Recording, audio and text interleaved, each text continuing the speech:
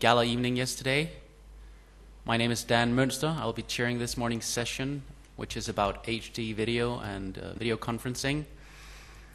Our first speaker this morning is Michael Wellings from the University of Washington. He's in Seattle, presenting remotely via H323 video conferencing. It's midnight in Seattle, so Mike's been staying up late for us here. There's a 9-hour time difference.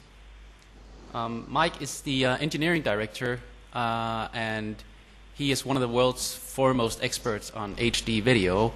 You've seen John Delaney's presentation about HD video from the ocean floor, and Mike is here to tell you how that is being done. We also saw Ann Doyle and Egon Verhaeren present on HD video, so I think Mike will give you some of the gory details of how to do that.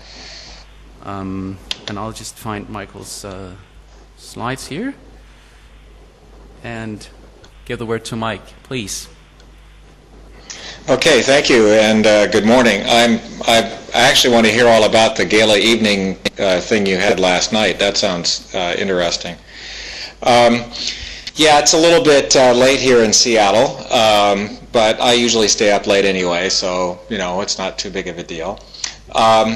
So I wish I could be there in Italy with you, but I'm there virtually. So I'm going to talk about the Visions 05 project, and which is live HD video images from the sea floor via IP networks.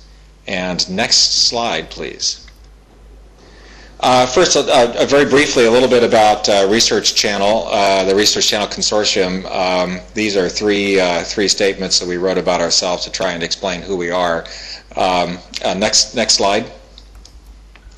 We are a fairly large consortium. This is a list of the universities that are members. And the next slide. This is a list of the non-university members. Included in there are SurfNet and RNet, and I think you see some other familiar organizations, Poznan Supercomputing Center, Microsoft Research, and so on. Next slide. So distribution, next slide. U.S. television distribution is about 22 million households for our television channel, and we also have a worldwide internet audience. Next slide. Innovations in technology. By the way, I'm going through this rather rapidly because I've got 20 minutes. Out of that 20 minutes, I think I have about 19 minutes to talk because I have a really cool HD video to play for you that tells a bit of the story of the Visions 05 project. This is why we do what we do, mainly to advance big networks for big science. Next slide. We are actually a collaboration among experts in internet networking, storage, search, infrastructure development, emerging streaming media, interactive technologies, digital television engineering, and video production. Next slide. Projects we did the first Internet HD TV transmission, which we call iHDTV. We've just announced that we're going open source with that suite of software, and if anyone is interested in participating in that, they should contact me. We also have a digital asset management system which we wrote, which is also going open source. That's Digital Well. We do multiple webcasting experiments, streaming to handheld devices, and we run the Research Channel Internet 2 working group. Next slide. So iHDTV is our suite of high-definition over IP software. Next slide. iHD 1500 is the uncompressed SMPTE 292M422 over IP software. That's about 1.5 gigabits per second. This requires high-end capture boards, PCI Express platforms because it's necessary to use the PCI Express NICs, and Windows XP at this point in time. Next slide. iHD 270 is basically Sony HDCam over IP. We've been doing that since August of '99. That's about 270 megabits per second. It doesn't require any wild or special networking. Next slide. So recent demos, there was iGrid in San Diego, where we did two projects. One was our HD interactive conferencing system using uncompressed HD, and the other was the high definition from the SS Thompson, which I'm going to tell you about. And in November of 05, we had a demonstration running at Supercomputing 05. So next slide. This is titled, I may have been forgetting to say next slide, but we should be on the slide that says iGrid 05 USA 118. We are. Thank you. This was central actually to the Visions program because we used this demonstration to transmit the Visions 05 show around the world. Each remote site used three high-speed 3.4 gig Xeon machines, PCI Express platforms. And the central site equipment in San Diego consisted of 8 machines in that same configuration. Next slide. This is a network diagram which may or may not be fully readable on your screen. This diagram is available on the Research Channel website. This shows the network that was part of the Visions plus N-Way, global N-Way conferencing system. Next slide. So USA 119 was the first ever HD over IP from a ship at sea to viewers on shore. We did a satellite link from ship to shore. We had to upgrade the satellite equipment on board the ship to KU band. Had some challenges, RF engineering challenges to design the link budget, satellite link budget to get the data rate to shore. We did real-time MPEG-2 main profile at high level encoding, that's high definition encoding. We had an IP gateway, so we extended the University of Washington network all the way out to the ship. We ran a satellite modem at about 15 megabits per second over this link. And we used the USA 118 iGrid demo as our transport vehicle for the live show. Next slide. This is a diagram developed by John Delaney's group which shows the pieces involved in the demonstration.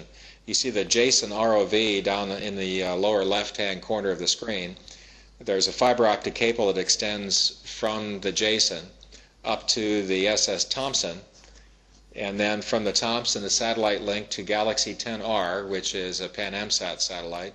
That's the one that our uplink is pointed at all the time, and it was easy enough for us to use that same satellite for this IP link.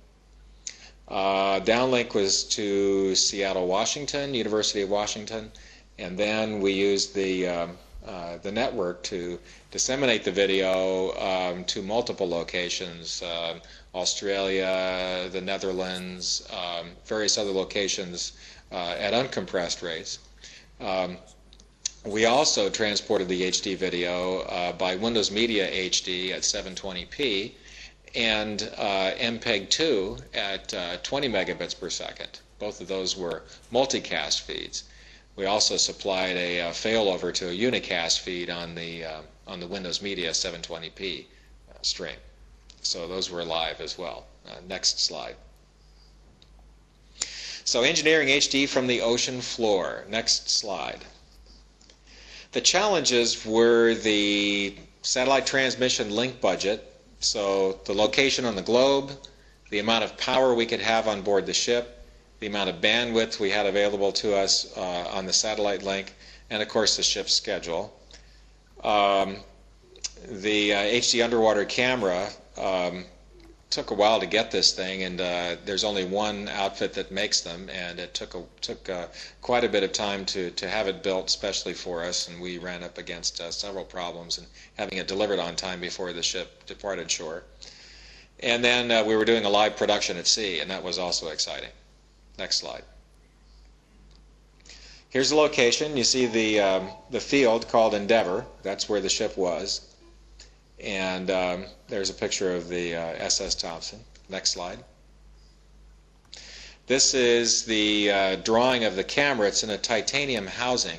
That is a 3-chip high-definition camera encased in a very high-pressure housing that can withstand the high pressures and horrible environment that you get at 3,000 meters depth. Next slide. This slide is, I'll have to take my glasses off to read this one. This is the this is the diagram of the network on board the ship and the gear it took to do this.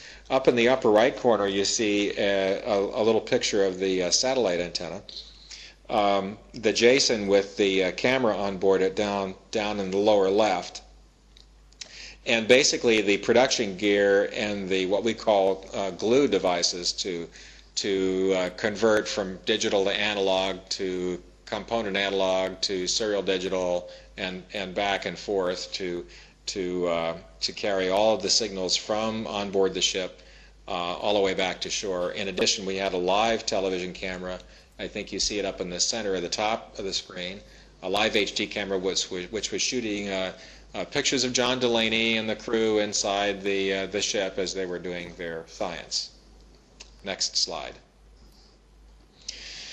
This is the satellite footprint of Galaxy 10R. Each one of those contours is rated in at EIRP, that's effective isotropic radiation, and you can see 50, 49, 48, 46. Those are DBI references. So we predicted that this would probably work because we knew about where the ship was going to be, but until it got there, we had no idea how much data we would get across this satellite link. And in fact, this is a predicted satellite footprint. It was printed up before the satellite was ever launched. I'm not sure that Pan AMSAT went out in the ocean to see what kind of RF levels there were out there. But now we know. Next slide. Inside that radome is the 2.5 meter KU band antenna, which is mounted on servos and gimbals to keep it pointed at the satellite. Next slide.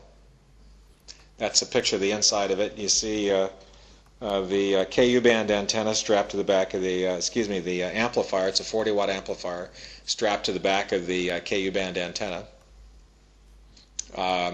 This thing is able to remain pointed at the satellite in seas so rough you'd have a hard time standing up. It's really pretty amazing. Next slide. There is the underwater camera. That's John Delaney lifting it by the front end and getting his fingerprints on the lens. And next to him is one of my staff engineers, Dave Robertson. Dave spent about 2 months on board the ship trying to get this stuff set up. Next slide. There is the Jason, and down in the lower right you see the camera before it was mounted on board the machine. Next slide. And there's the mounting. We weren't able to do anything wild with pan tilt motors on the thing. We were lucky enough just to get the space on the Jason, so they had to kind of point it straight ahead and hope that it really got pictures of what we wanted to get pictures of. Next slide. This is Dave Robertson at the production control room that we built on board the ship. Those are 2 IP phones. Those were actually on the campus switch over the IP network. So it was really cool. We had this whole IP network directly attached to the university by satellite. Next slide. There's the production crew on board the ship talking to John. And the next slide. This is the diagram of the gear for USA 119. It's a fairly simple diagram, and it gives you an idea of the signal path over the satellite link. May or may not be readable, but we had 2 separate carriers. We had the video carrier at 15 megabits, and then we had some email traffic at I think 2 megabits or so. We brought those signals back into the University of Washington, into our main studio. We wrapped a live television HD show around that, and then we transported that over the network through the Pacific Northwest Gigapop down to iGrid, where we then sent it out at uncompressed rate at 1.5 gigabit multicast to each one of those locations you see listed on the lower right. And then in addition to that, we had multicast viewers watching at Windows Media HD at 5.6 megabits per second, that's 720p, and MPEG-2 HD, which was 20 megabits per second. By the way, if anyone is interested in seeing any high-definition video of Seattle, I do have 2 services up and running, and at the end of the talk, if you remind me, I'll give you the IP addresses of those, and if you have a network fast enough, you can watch them. They're up 24 hours a day. Next slide. This is the network diagram of that demonstration, including the satellite link in between, and the network on board the ship, the routers involved. Again, quite a lot of detail, but this diagram is available on the Research Channel website, and also I believe you can download this slide set and probably take a closer look at the diagram. Next slide.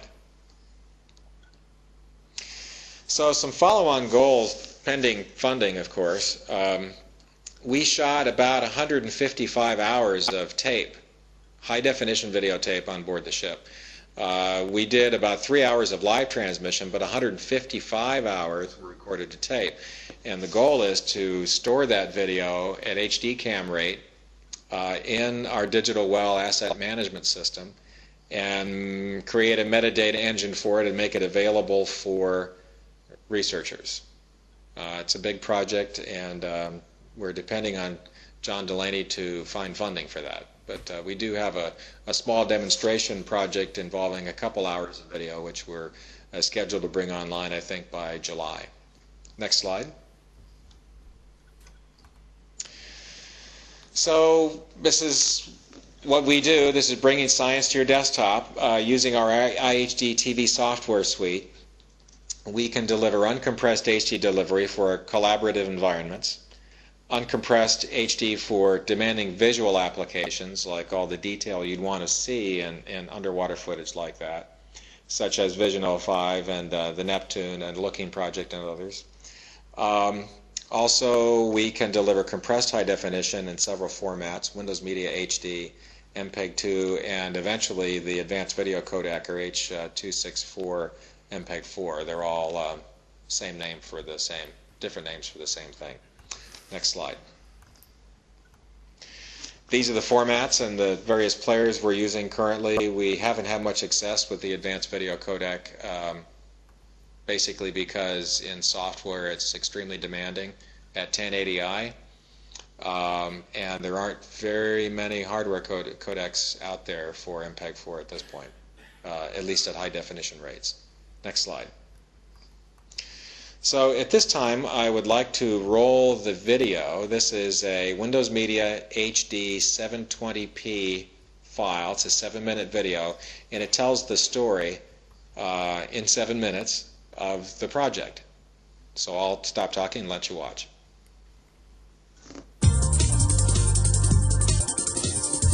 Think forward. Think Research Channel.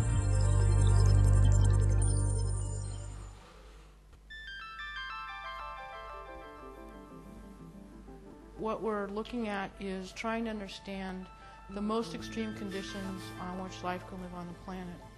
And the hydrothermal chimneys really exemplify. They're a great place to look at those questions because they have very, very steep gradients. The highest chimneys that we know about vent fluids at temperatures of 380 degrees C, so about 700, 750 degrees Fahrenheit. And these fluids are very enriched in volcanic gases. The technology is very challenging in these environments because in our case we're sitting down at the bottom of the seafloor. It's about 7,000 feet down from the surface.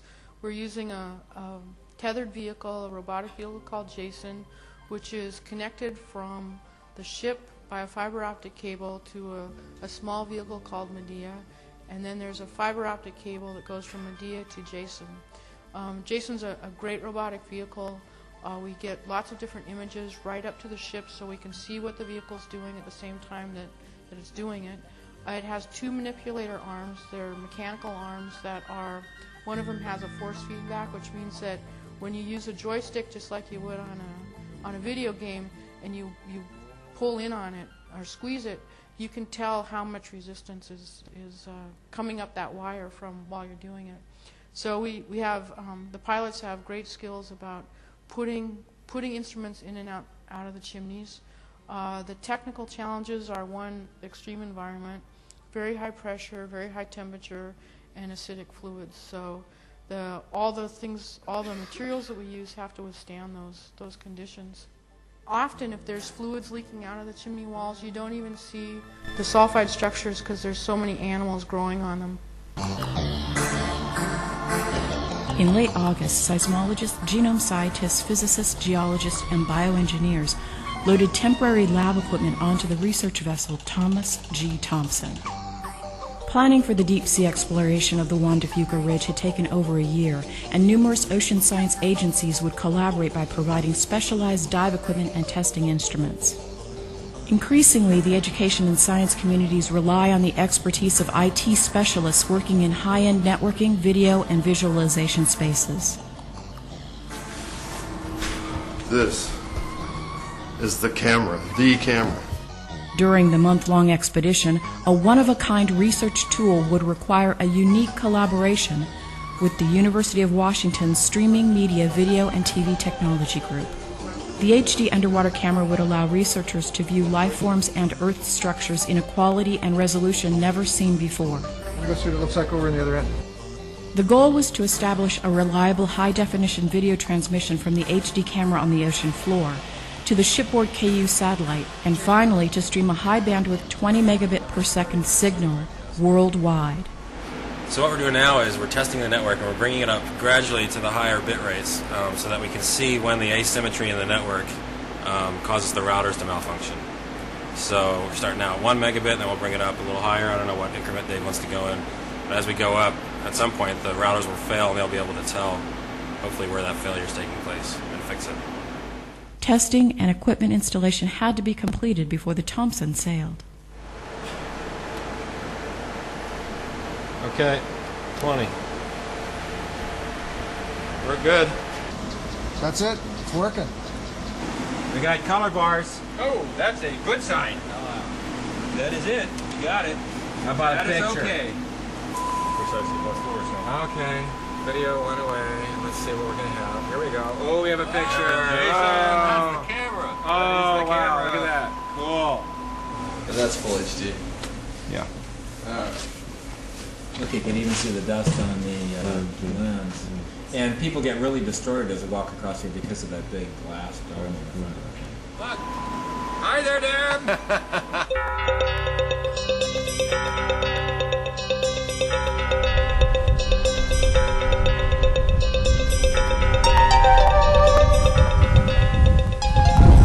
Hi, my name's John Delaney, and I'm a marine geologist, and we're at sea off the coast of Washington and Oregon.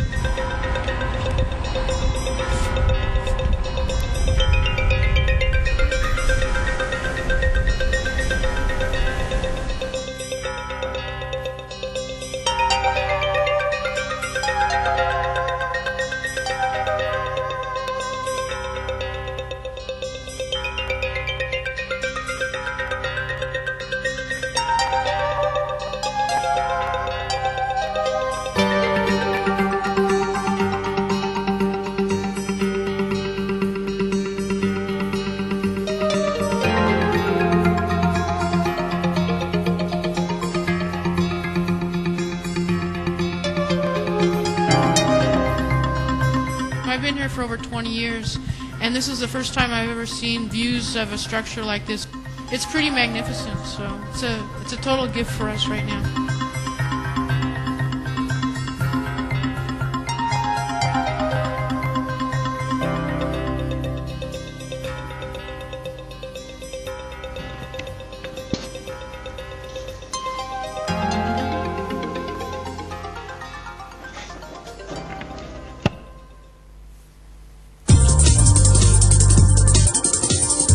Think Forward. Think Research Channel. Well, thank you for watching the video. That is a short piece that I produced for my talk at the NAB conference last month. as a byproduct of this whole Visions 05 thing and all the effort to do it, the live show that we did has been nominated for an Emmy Award, and so that's the awards being decided on June the 3rd, and so wish us luck there. That's for the whole technical team that worked on this, including my group and the group that Jim DeRost, my colleague, runs at the University of Washington, and also the network engineers responsible for building the network. So it'd be really cool if we won that, but anyway, if you'd like to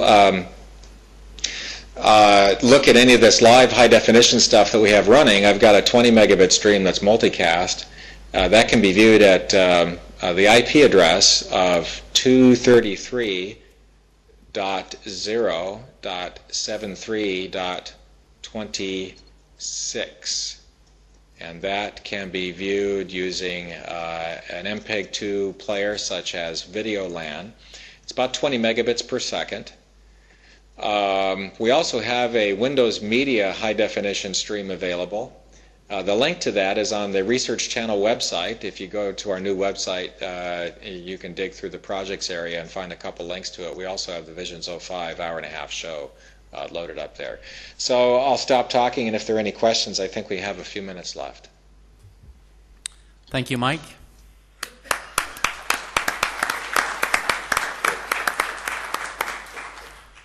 So I suppose there will be questions, and you have to wait for the microphone. Yes. Do we have a microphone in here?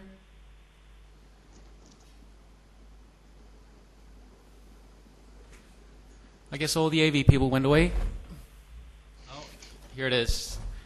Got a question down front.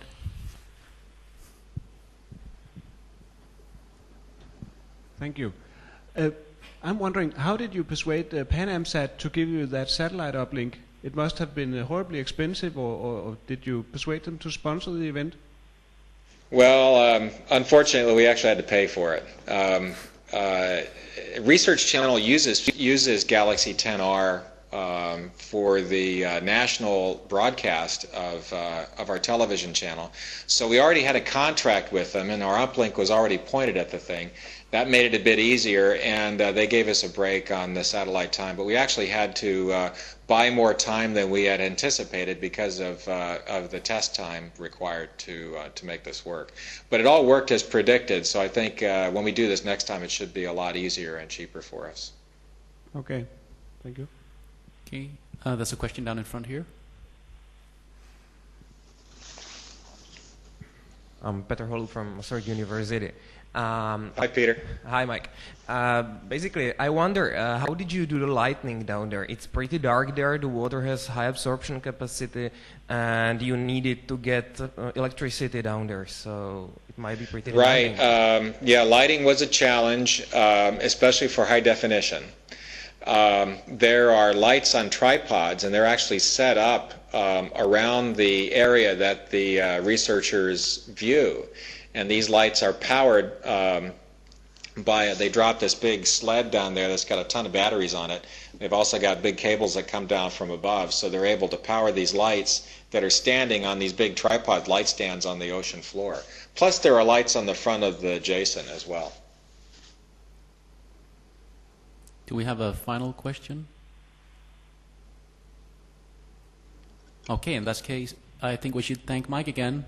Thanks for staying up so late for us. Thank you.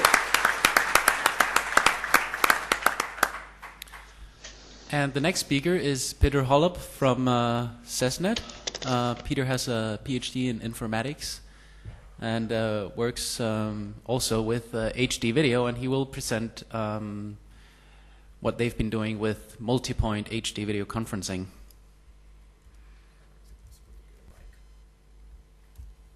Do we have a microphone for... Oh.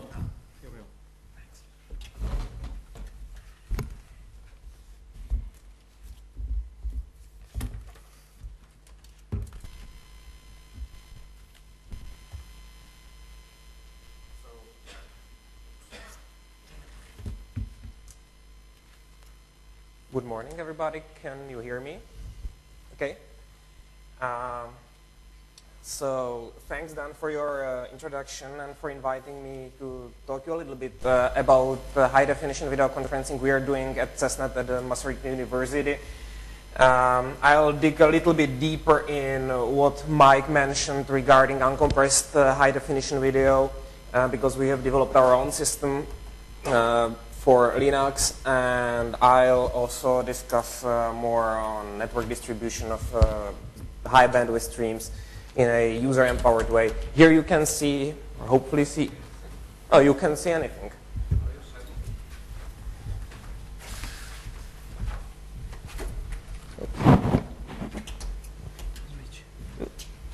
Nothing.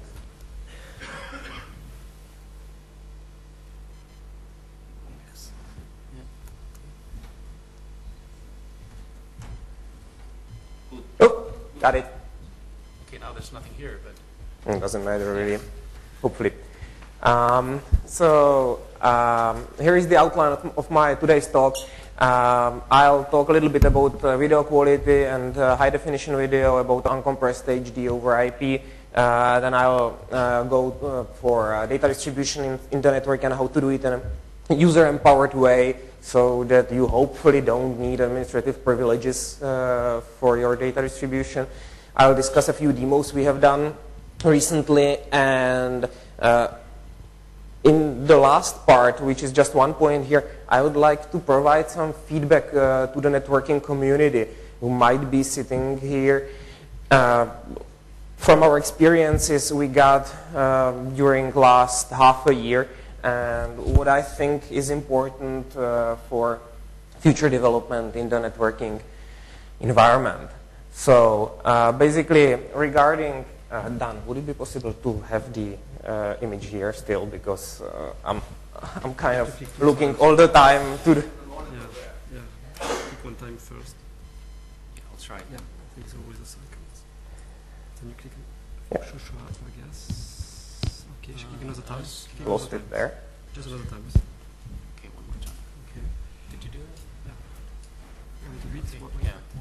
Which is a few seconds. I want to be able to see you and these slides together and not to speak all the time looking to the right. Okay, cool. So regarding virtual collaborative environments we are interested in, we look for the least obtrusive way how to communicate while reaching the maximum quality of natural perception, no blurred images, hopefully no artifacts in sound, as low obtrusivity of physical elements around you as possible. And for the demos I'll be talking about, we have decided to go for high-definition video with low latency, or as low latency as we can reach with the equipment we have, with multi-point data distribution without need for native multicast in the IP network. And we wanted to do an open source implementation on open source platforms and give it for free to the community. Basically, we decided to go for full high definition video, that means 1080 interlaced video, doing uncompressed 422 stream. The multi-point data distribution was based, or is based on user-empowered UDP packet reflectors. I will be digging much deeper into the data distribution. I think Philip will be talking about it more in the next session. And we developed it as a Linux-based implementation. So basically, what does high-definition video mean? It talks about high-definition resolution primarily, but it also talks about refresh rate, frame rate of the video, whether the video is progressive or interlaced, about color space depth, while we are used to work with 8-bit displays per color channel, that means 24-bit. In computer systems, the video engineers are used to work with deeper color space, like 10 or 12 bits per color channel, especially when it goes to high-definition video quality. About color space sampling, that means how precisely you transmit the color information, assuming that the human's eye is more sensitive to brightness changes than to color changes. So how to drop a part of the color information that is not so important for human eye and human perception. And of course, end-to-end latency of the transmission. Here, there is an image, I think it was originally created by Jeremy Cooperstock from McGill University in Montreal, regarding latency you need to reach. And it turns out that ideally, you should keep yourself under 100 milliseconds to give a natural perception of transmission end-to-end. Basically, this is really hard to achieve, especially if you're transmitting the data over the Atlantic and over the US, because at that point, even the one-way delay of data distribution might go beyond 100 milliseconds. So it's really important to go as low as you can. Why are we interested in uncompressed video transmission? Basically, it gives you 2 or 3 advantages. First, it should provide minimum latency of the transmission because there is actually no processing involved on either end. Second, you get maximum video quality, which might be desirable. And third, there are less problems with artifact in the image, especially in case of loss in the network. If you use some MPEG-2 based or MPEG-4 based or even H.264 based formats, all of them are basically based on discrete cosine transform, which results in rather nasty macro blocks appearing in case that there is some problem in the network. While if you're working with uncompressed video, what images are lost, those images are just lost and you don't lose bigger parts of the overall image. On the downside, you waste bandwidth, which might be or might not be something your network engineers want, and it gives you higher demands on the processing capacity of the systems that are used for transmission. This is an image you're probably familiar with. Basically, there are 2 major standards in terms of resolution with high-definition video. The smaller one, which you have seen a couple of minutes ago, is 720p. It means 1280 times 720. And the bigger one is 1080, which is 1920 times 1080.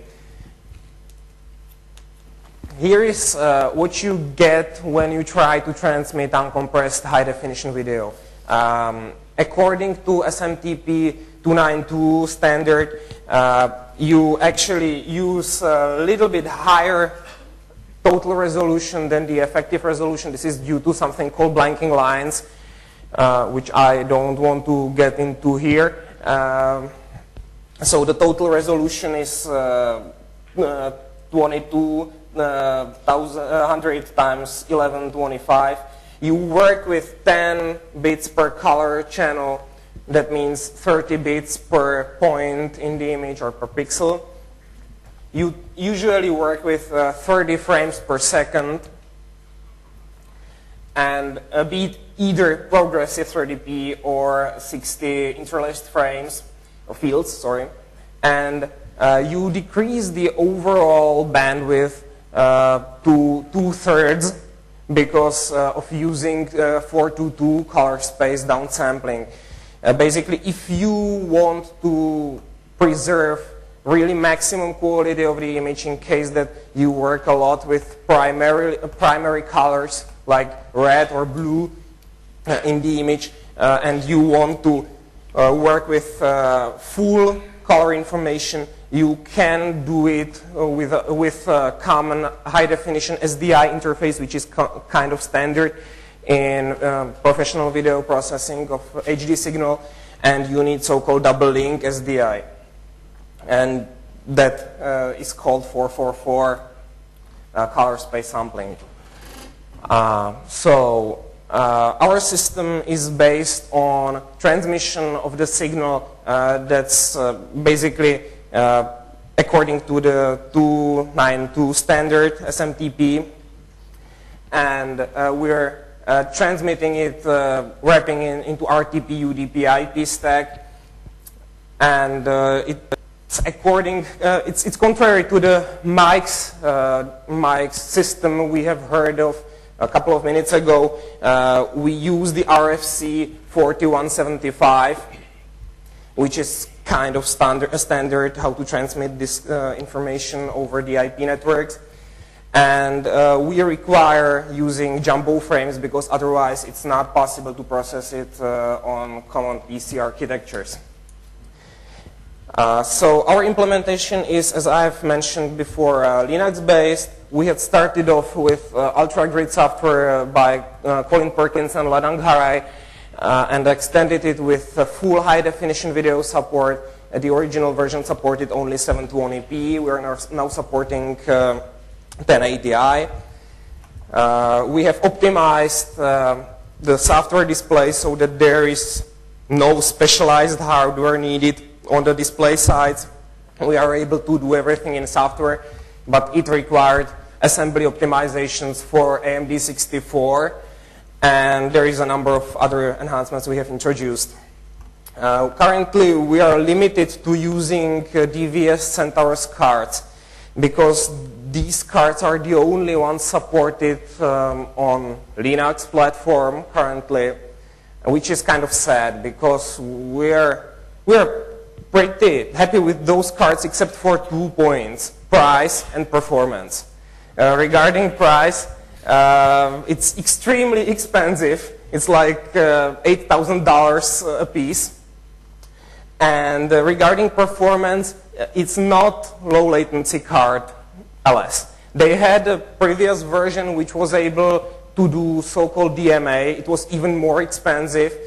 But as it was possible to do DMA with it, it was lower latency, but this card cannot do DMA transfers, so we have to buffer at least 4 fields, resulting in at least 66 millisecond delay just on the card to get reliable high-definition video grabbing. The application workflow looks like this.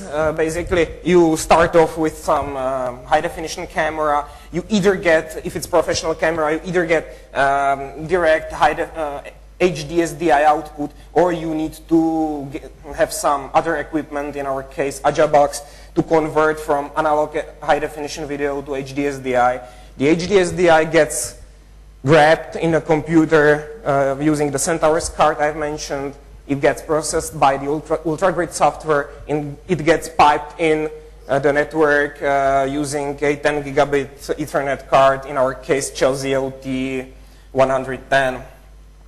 And on the receiving side, in case of software display, you just have a common dual AMD 64 PC with a 10 gigabit Ethernet card. And you can just connect some DVI screen like Dell display with Full HD resolution, even slightly larger than Full HD, and you can watch uncompressed high-definition stream. Regarding end-to-end measured latency,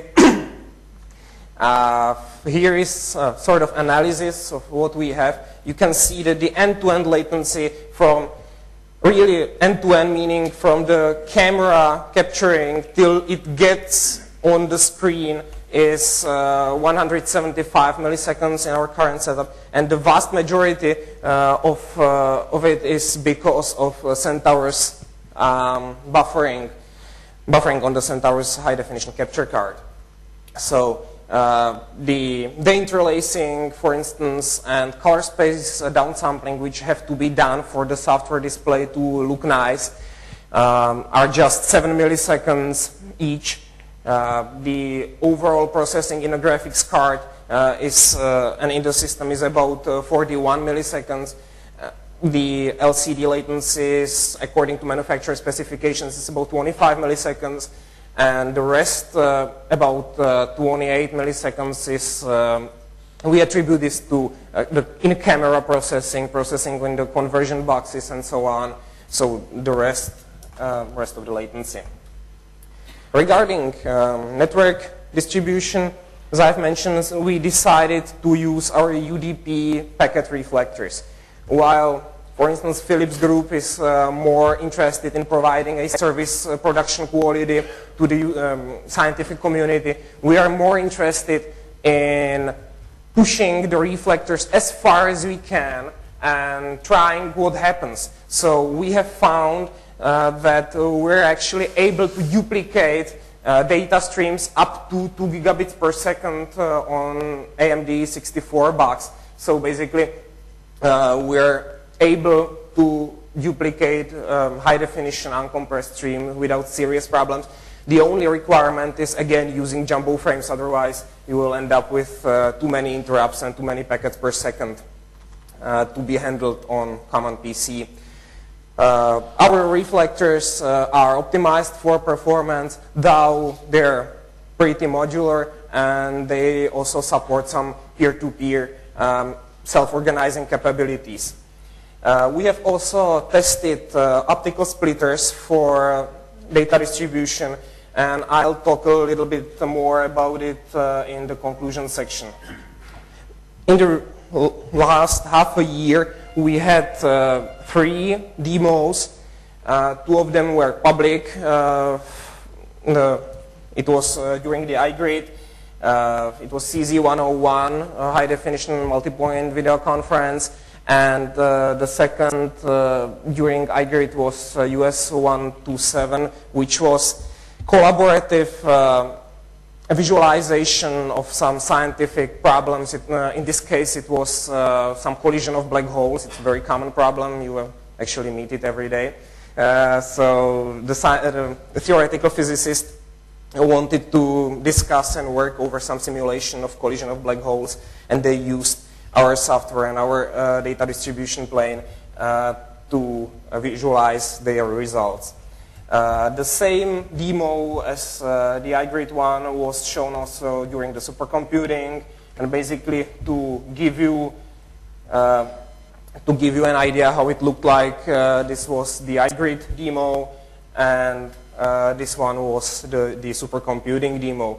So it allowed people to both discuss in any way over the results, and it also provided the visualization transmission over the network, and the visualization was interactive so that people had some knobs to influence the visualization, to move the object on the screen, to change the time scale, and so on.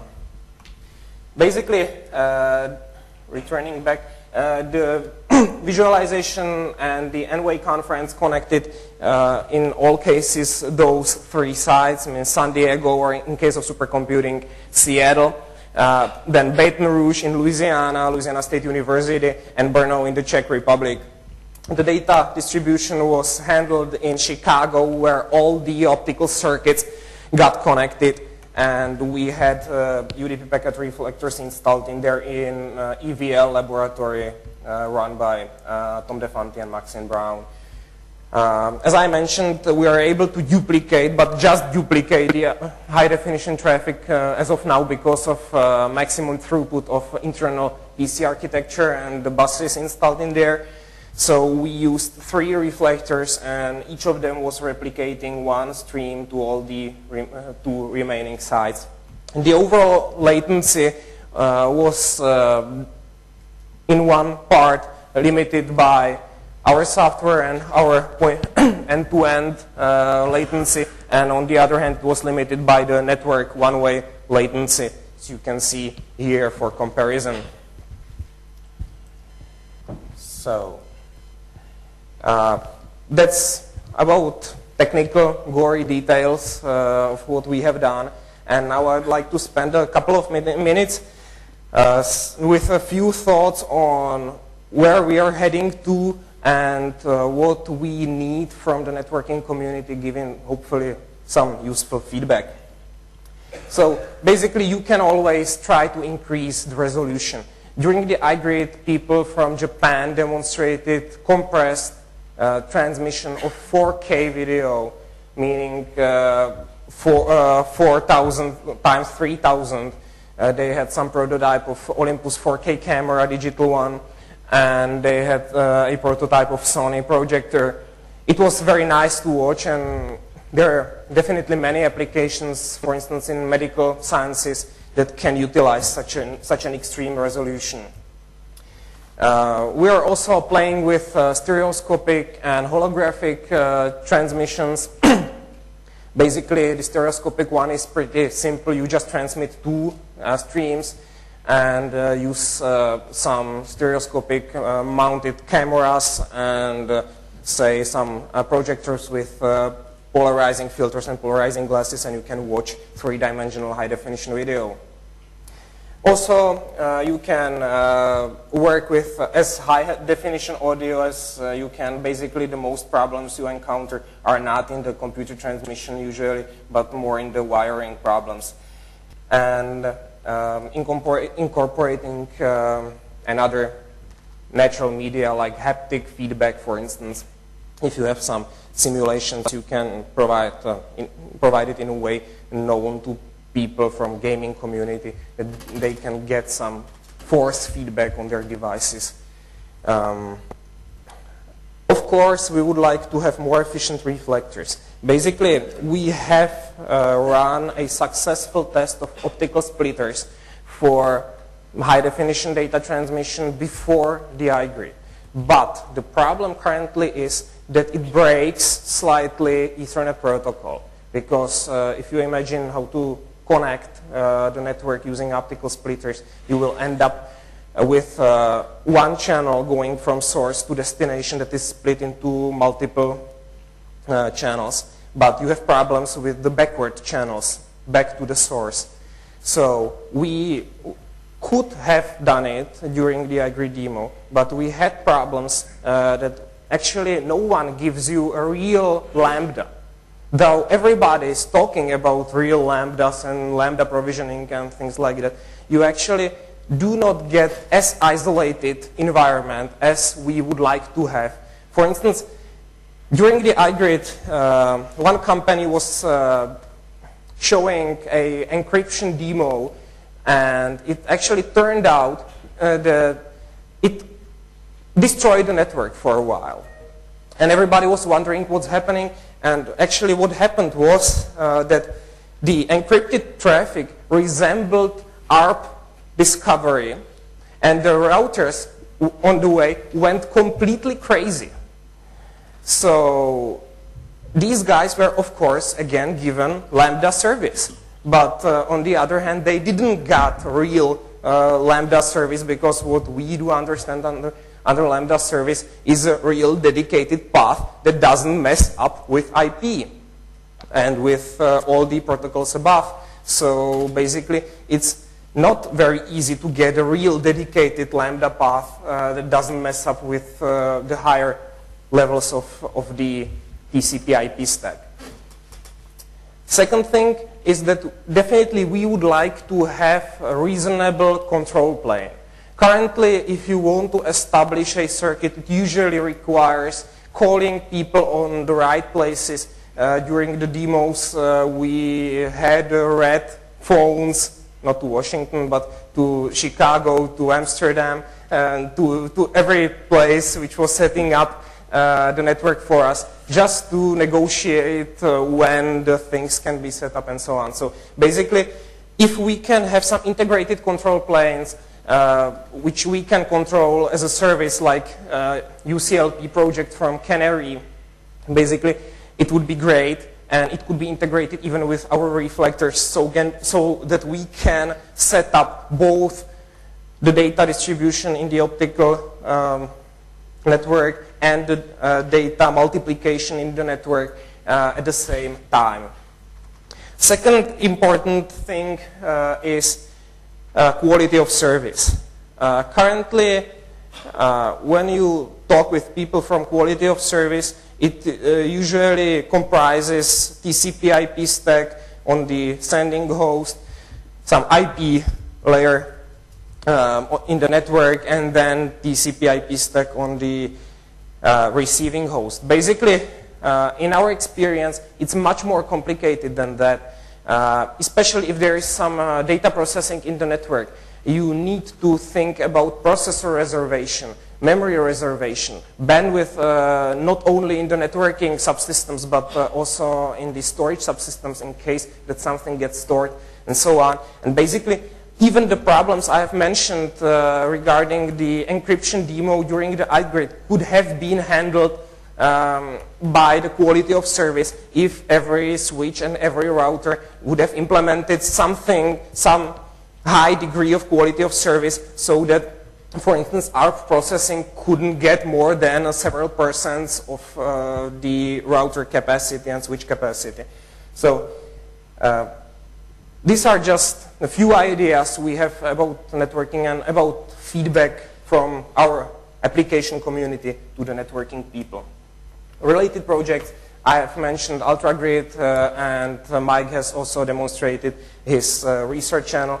High definition transmission, basically they have advantage of being on a Windows platform so that they are able to utilize cheaper cards, but they don't comply the RFC, and they have just recently went to open source model.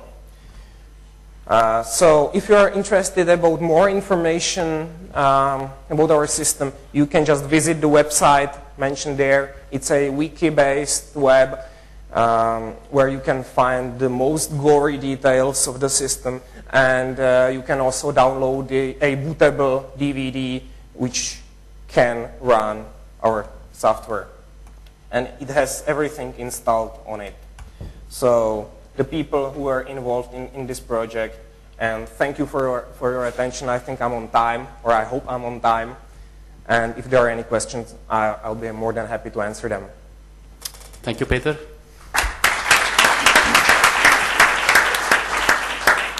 Questions, please?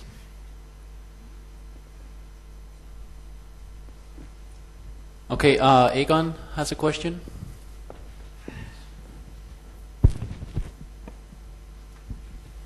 Hi, thanks Peter for the very interesting talk. The question is, you extended UltraGrid. How did they respond to it? Are they using your extensions, or are they... Yes. Yes, okay.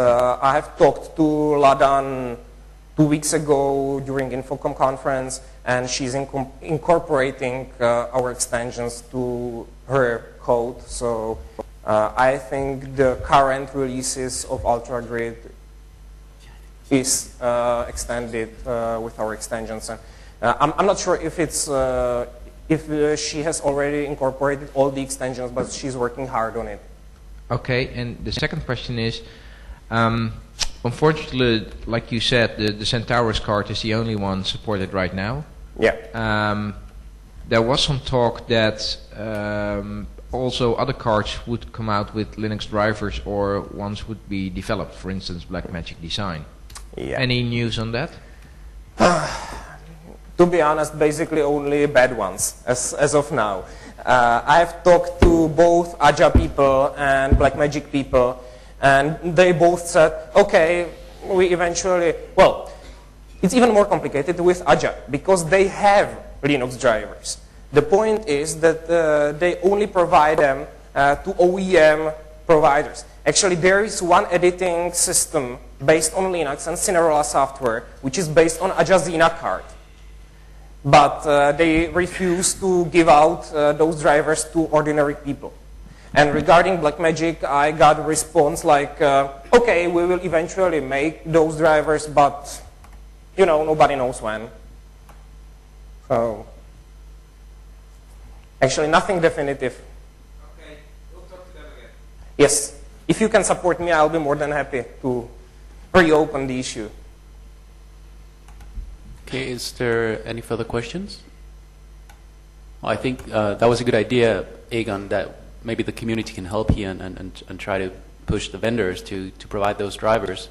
And I don't know what it takes to get the OEM license, but it probably wouldn't be able to fit in with the open source model. I'm afraid it's not compatible with open source model. Kind of, even the Centaurus drivers are not open source, and regarding the DVD, the bootable DVD I've mentioned, we were, of course, not allowed to include them. So if you buy a card for yourself, or I think we have a binary driver compiled in, but basically we were not allowed to put the source in there. But if you buy the Centaurus card, you can register on their website and download the drivers for yourself and compile them for yourself. But this is still under heavy NDA, so it's not open source anyway. In this, in the respect, with respect to the drivers. Okay, thank you, Peter. Welcome. Our next and last speaker today is Philippe Galvez, who is a senior research scientist at the California Institute of Technology. Philippe has been working for many years with the VRVS system and has taken it through many reversions with continuing improving facilities, and that he will talk to us today about the latest and greatest version, which is called Evo. And yeah, please, Philippe. Yeah, thank you very much. I hope I put the mic fine. First of all, I would like to thank you, obviously, Dan and Terena, for inviting me to this conference. Yeah, I guess it didn't. One. Yeah, okay. Yeah, I was just mentioning that I would like to thank very much Dan and Terena for inviting me to this conference. So what I would try to do today is to somehow share a little bit the experience that we had the last 10 years on developing collaboration softwares and the well-known VRVS, which has been in production the last 10 years, and where we are going to.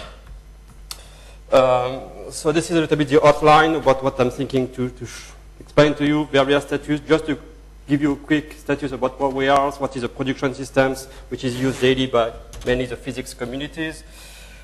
The move that we are doing to do this year is to move to a new architectures, new functionalities, and why we are doing that, again, leveraging our experience. And at the end, I think it will be an interesting part. It's to make a kind of demonstrations, in fact, to outline exactly what I would show on the slide. And this demonstration will be a little bit uncommon because, in fact, I will try to break the systems and show you how it can recover very, very easy. For people which are not very much aware of VRVS, so VRVS it's a lot of reflectors, machines running on Linux softwares that we install in many places of the world. Actually, there is more than 80 reflectors worldwide in all the countries, and they're all working together and communicating each other to serve the worldwide communities. What I should point here is that for the last 10 years, our missions has been to serve science, and our users, I mean, is a physicist. And what we try to do when we develop these softwares is not too much to develop a new protocol or new standards, is to focus on the issues and try to find solutions. And the issues that the physics community had and still have, and will have even more in the next few years, is that there are thousands worldwide dispersed. They come from many countries, countries that can afford to buy very expensive equipment, countries that cannot afford to buy expensive equipment, and they all to work together. So we have this kind of very high requirements. Then you add the technical requirements. I need to work on macOS, I need to work on Linux, Windows, and this is all the issue that we have to take into account to try to find solutions to it. So the last 10 years, VRVS has been growth, and obviously you cannot do anything without the networks, and we have to work very closely with all the networks. And you can see a long list here, and I'm sure it's not fully up to date, there is much more. All the national research network has been involved to provide, at least on the national levels, the quality necessary for collaborative traffics. This is some statistics. As you can see, we have more than 20,000 users coming from more than 130 countries. You see kind of evolutions of the number of meetings, number of bookings on the VRVS system, which is, as I said today, the production systems for the research and many of the physicists. It's a kind of exponential growth, and there is no reason why it should stop. It will continue to grow, and if you don't plan already at this stage what will be the next architecture, then you have a big trouble, because now we will move from a few hundred or a few thousands to several thousands to millions. And you have to think a little bit about the futures. As you can see here, we have 1,400 worldwide meetings per month, again increasing, quite a lot, heavy usage. using all different type of protocol that VRVS can support, H323, MBONE, and all the different tools. And what is very interesting to note as well is that it's not used only for real-time full collaborations, it's used as well for one-to-many workshop, conference, lectures, and you see the number of these events in the beginning of this year. Few snapshot just to express you and see how it can work on a platform, Linux. It's for Windows, now it's Linux. This was one of the interesting meetings we got last year with the Ministry of Slovakia, which in fact is promoting nationally VRVS within the education and research communities. This is macOS. And this is another slide that probably most of you already seen, but it was a great experience that I had last year, be able to collaborate from a plane. It was just great. So, after giving you this kind of status where we are, and as I said, it's a production system, so what's next? What we have to plan for the future, and how we can use our experience from the past and even our ongoing experience for that. We all agree that it's more or less impossible, at least today, to deploy a reliable, robust RTC infrastructures. RTC meaning real-time collaborations infrastructures. And why, in fact? Why? And there is no mystery. The real-time collaborative environment, in fact, is a living entity.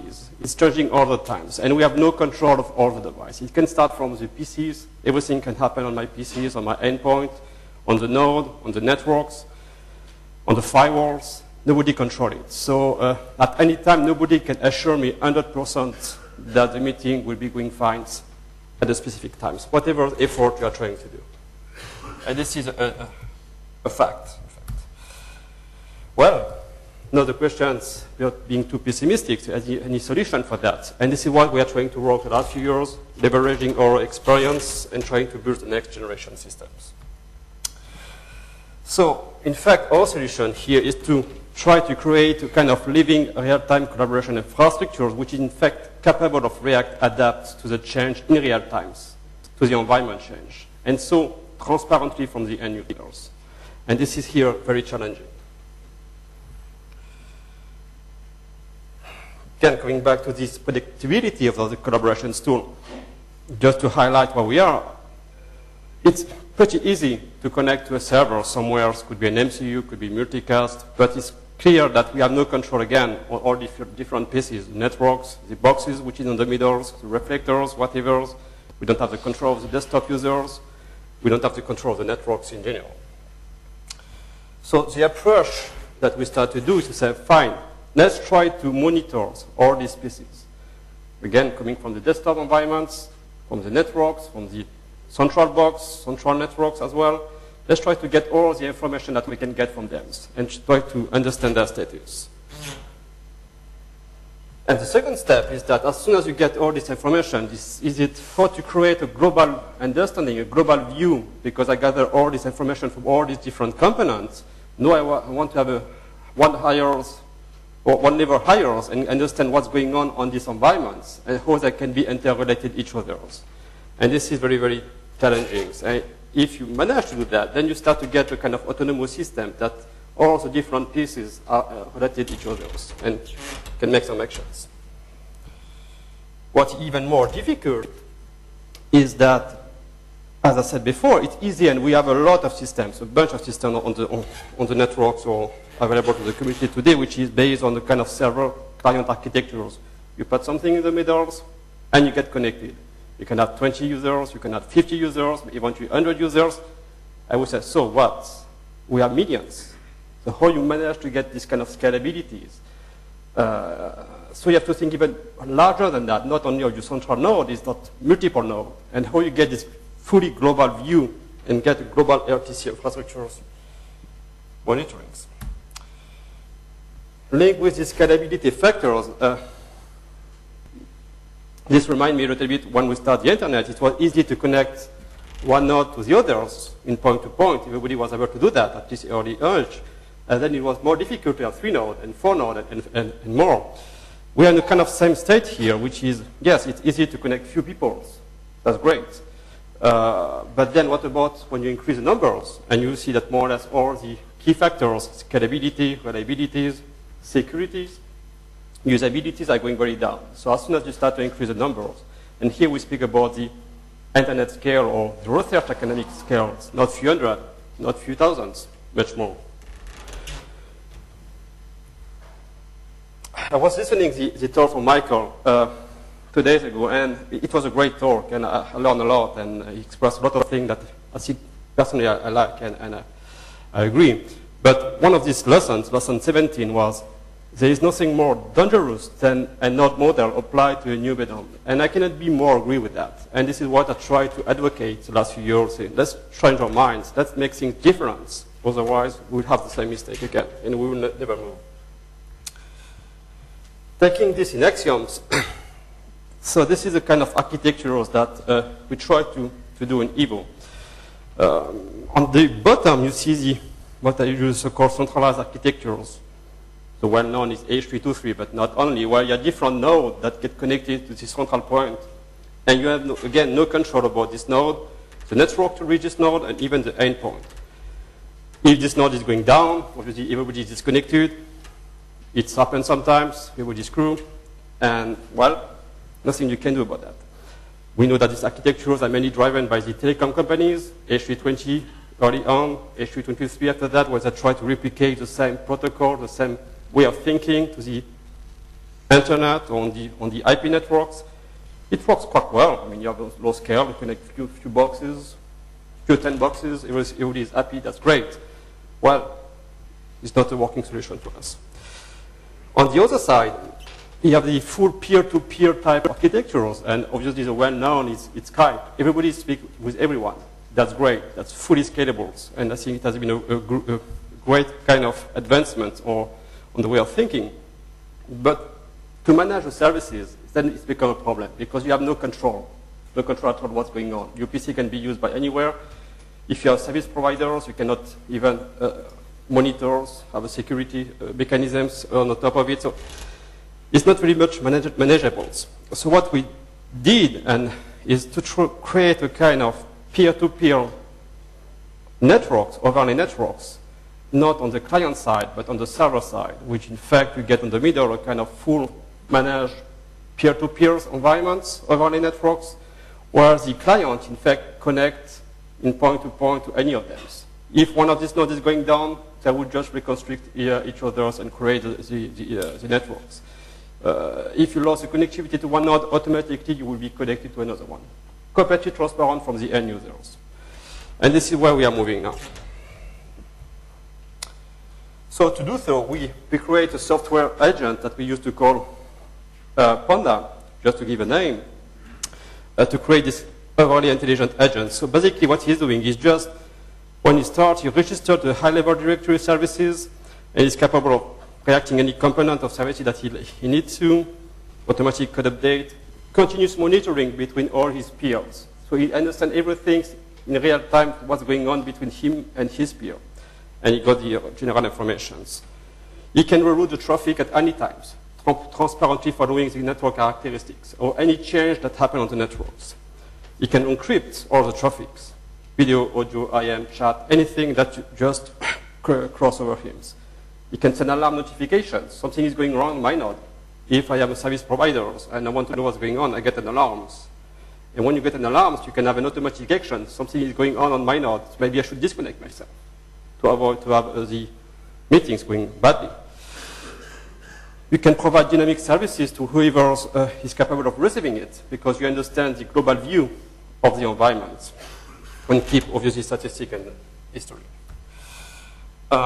So basically, how it happens, so you connect, you start your new node, wherever they are. He will register the high-level directory services. All the other members will be notified, so you get a global view of the environment. And then he will send all his monitoring information to a central place that gathers all these informations. We use the so-called Mona Lisa frameworks to do that, which is a very powerful tool developed at Caltech. So he's sending all the information, CPU, memory, networks, everything that you need to know to provide a good environment. And parallel with that, you can have a graphical user interface that can connect to these monitoring services and have a global view of your environment. One is going down, automatic routings. On the client side, you have somehow the same type of functionalities. The Java-based clients that we used to call Koala. And in fact, he's doing the same thing. He's monitoring locally what's going on your machines, having an understanding in real time about the CPU, the memory, or the information that you need to know. If you have a good audio card, video card, what type of services you can afford, what is your environment, wireless, DSL, and what type of bandwidth. Again, you get dynamically in real time what you can afford, because we know exactly what's going on your machines. Continuous monitoring to all the nodes. So if something is going wrong, if the node where you are connected for some reasons appear to not be the good one, network latency, jitters becoming crazy, automatically reroute to the best one. Alarm notifications, something is going wrong on your end node. The first level here at least will be to inform the users. Have information to the users, oh, your CPU is going crazy. Don't be worried if you lost audio. Because at least you know, the user knows, okay, fine, I understand why my audio is so crappy. Second level will say, oh, I know that your CPU is becoming crazy, I will try to fix it for you, because I understand your environment. Because it is an end client, we create some functionalities on it. You can book any meetings, you can start an ad hoc meetings, you can have a buddy list, you have all users that you can play with, you can have permanent meeting rooms. Having all these collaborations, functionalities that everybody is expecting, IM presence, group, chat meetings, private meetings, firewalls and NAT, which is obviously one of the main issues when you do collaborations. So you can traverse firewalls, you can traverse NAT. If in the worst case you block UDP, he will initiate a TCP connection that most of the site opens and you can still collaborate. You can encrypt any media, video, audio, IM, chat. And so again, independently of the client that you're using, you can use an H323 device, and your audio will be encrypted as soon as you go to the networks. You can have some nice features, meeting moderators, mute, unmute, kick out participants, share files. Another part which is very important for us is the concept of plugin, because as you might have seen up to now, I didn't even speak about which clients, which video and audio clients will be running on the top of these infrastructures. And in fact, by having this plugin concept, we support any type of clients. You want to connect your Polycom device? No problems. You set up your clients and your Polycom device will be called. You want to use our advanced Evo video tool? No problems. You get it. The SIP clients? Fine. No problems too. This is on the video and audio clients. But not only you want to be authenticated using your own authentication mechanisms instead of using the Evo authenticate mechanisms. Fine, let's create a plugins. You put the plugins, you enable it, and you will use your own authentication mechanisms instead of. So a lot of opening possibilities. And last, obviously, because we are running a services with more than 100 countries, it has to be multi-language. We all know that we're not speaking very well all English, and there is some countries that don't speak at all English. And they need to understand what they are doing with the clients. So it should be multi-language and IPv6 compliance as it is for the futures. From the end users, what happens? You start your clients. In fact, you will call the directory services, and he will say, fine, give me the best 3 nodes where I can connect, which are the best following my locations, my network environment, and so on. And in fact, you will get the 3 best clients and dynamically monitor them, trying to understand exactly the environment and select the best one. Oh, fine, the best one that I found following my locations is this one. Right. In the meantime, it can publish in the same way the core networks publish information. You can publish some information to the monitoring services, and you can have different monitoring services. CPU, memories, latency, and so on, which in fact here, by doing so, you get a complete global view of your environments, not only from the core networks, but you go up to the end clients. And when you get this global view, you understand what's going on from these end clients to all the other end clients in the networking manners, on the environment manners, and you have a full global knowledge. And by having so, I guess you can create rules to try to fix any issue that may happen. This is how it works. So the caller just, you get the global view. Everything is encapsulated on one port. All your traffic, video, audio, IM chat presence, control packet, and so on. You can encrypt, and everything is encrypted in the core networks. So as soon as you just reach the door to the infrastructures, everything can be protected. This is at least a GUI that we start to develop here. You see different functions, bookings, can have the usual buddy list, IM presence, because this is obviously one function that all our users are requesting. We create the concept of communities. In the same way we have the concept of news groups.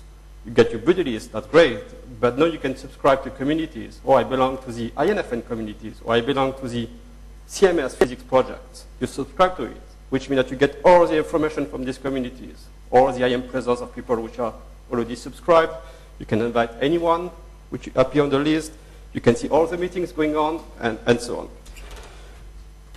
Automating time zone adjustments, and very important for us. Again, multi-country time zone, chat, language, and so on. Then I would like to say a very quick word as well on some very interesting and important work that we are doing as well on the client side, and we have a very knowledgeable team in Slovakia doing so, which is trying to work on the high-end video side of it, of the tool. And one of the key developments I did the last few months was this one, which is, in fact, we all know what is a C format, which is a format which is used by many all the video conferencing standards or tool. And now what we are able to do is to do a 4CIF, or more or less a VGI resolutions, using a basic camera, USB camera, and laptop or PCs, and you have a kind of TV resolutions, very high-end. But not only, you can even send your screens up to the XGA resolutions. And you can even do more. I mean, just a question to enable it. So you don't need very expensive equipment here. You can send a TV-type resolution with the sample cameras. You can even send your entire desktop or part of your desktop. This is a way to collaborate for us. Some work which is actually going on now is to try to work on the display side of it. So we are incorporating all this video, independently of which codec you are using, to an environment which would be OpenGL. So you can have a very nice environment, immersive environment, and different type of scenarios. Here, one thing which is important that I should point out is that everything that we are doing is, again, multi-OS platform. Work on Linux, Macs, and Windows, which is a requirement for our communities. Some Evo plan. So it has been pre-released 2 weeks ago, or a bit more, for testings. And we got already a lot of requests coming from many sites. Oh, I want to use it. How much does it cost? What is licensing environment, and so on and so on. So we discuss about us, between us, in fact. And what we try to find a model that is workable for everyone. Our groups are funded by the Department of Energy, and is not on mandate to provide the services for the worldwide research and academic communities, and it's obvious. But in the same times, we want to have these technologies available for them because we feel it's important. It's important for the research, it's important for the scientists and the educations. So we try to find some model where, in fact, everybody will get to win something. So the idea is to deploy it widely, largely, on the research and academic communities, whoever wants to use it, and provide the software at no cost. You get it, you use it, it's you. You have all the functionalities, you make comments, suggestions, some suggestion will be incorporated, some other. Now the next level is that, what about the support? Yes, we don't want everybody to call us every day to say, oh, I have a problem, I have an issue, or whatever. So we are trying to find a model where, at least for people that would like to get some support, we can get some cost recovery mechanisms where at least we're not losing money, we're not losing resources. And this is what we're working on. And any feedback, comment in this regard will be very much appreciated. Yes. So, yeah, I will go very quick here. So basically where we are, so we have different type of technology, H323 world, PCs, other fancy device, even access grid for the group-to-group collaborations. And what we create here is an infrastructure that can more or less provide a full, real-time, secure, self-managed environment. At this point, I would do more or less move very quick to the demonstration because I think it's important that you see it where it works.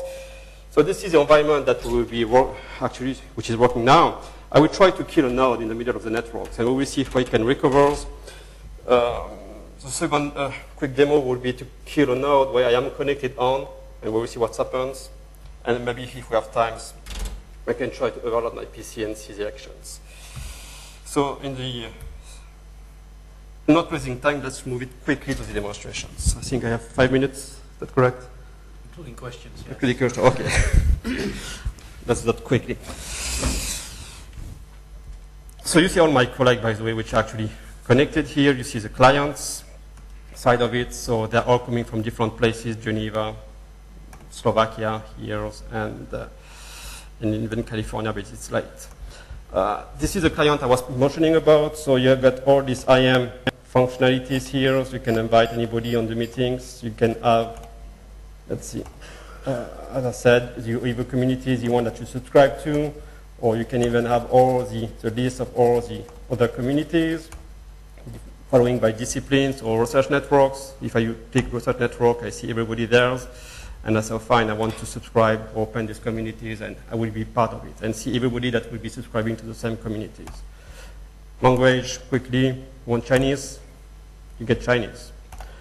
We have to translate all the different pieces. We want Italians, will be Italians.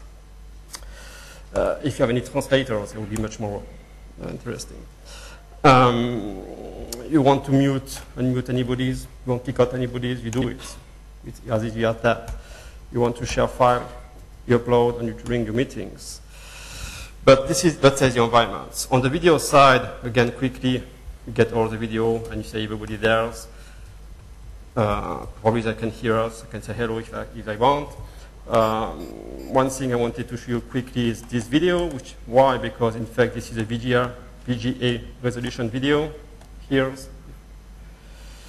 And sent by Slovakia, so you can have a very high quality video on your own environments. But let's move quickly to the demonstration here. This is the other application, the monitoring application that give you kind of global view about the system itself. So you see all the different nodes which has been installed in many places of the world.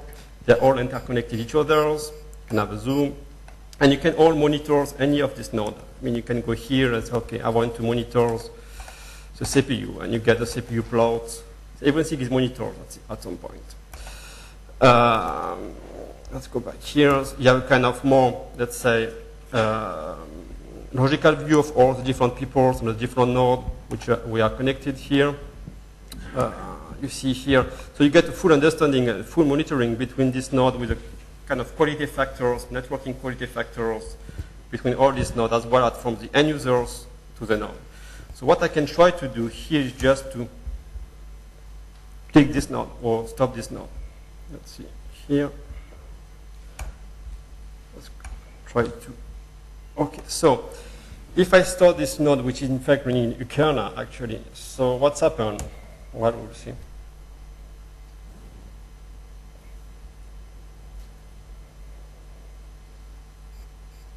So we got a full disconnection of the backbone. And this is usually kind of catastrophe because you got two islands, everybody is disconnected, two sides of it, and nothing is working. As you have seen here, it took a few seconds for the entire environment to recover. So you find a kind of peer environment, peer route, which in fact is calculated in real time using the minimum spanning tree, which always finds the best tree following the best network environment. And everybody is back. So I got a glitch of 2 seconds. What's happened if you don't try node using whatever technology, go down? Well, you have nothing to do, you just go back to drink a coffee. The next quick test, and I can even restart it just to show you how you will recover the tree.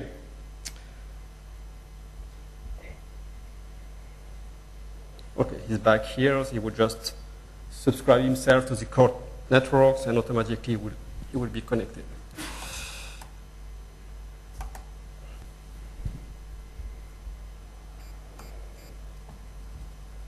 Okay, the next quick test would be to, before the questions, and will be my last, is to disconnect the node where I am, in fact. So automatically my clients discover that I am in Italy, in fact, connect me to the INFN Honda, where I am here. So what I will do now, I will just disconnect this node, which will be the worst thing that you want to do because you are connected on.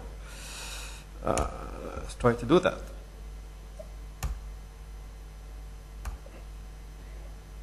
So I disconnect this node, and you will see here, after a few seconds, you will detect that, in fact, I'm disconnected. I lost all my video. I don't know what's going on. And after a few seconds, you recover again. Oh, my video here.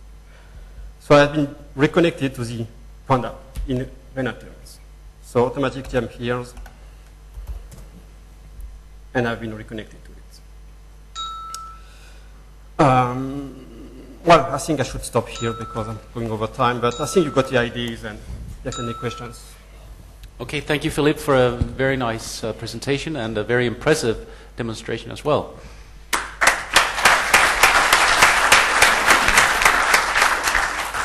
So let's do a few quick questions before the coffee break. There's one in the back. Yeah. Hi. I'd like to ask if it's possible to connect to the presence using accounts which are not in the VRVS, but they are in either in the institutional directory or in some other presence server. Like, I mean, I have a Google account and right. Rome. So, yeah. So having this environment in place now, which is a purely networking layers on the collaboration spaces, and as I was mentioning on the plugin side of it, now we have all the architectures, all the facilities to create additional modules where you can interoperate. Could be either with the video clients and a different protocol, or the different IAM protocol and different environments as well. And it would not be, I mean, in an architectural manner, it's not an issue to do that. Is it working now? No, because we have to know which one we want to be connected on. Do we want to develop these modules? Why not? And another small question. Assuming that I would like to send an MPEG-2 stream, okay, because I'd like to higher definition collaboration scenario.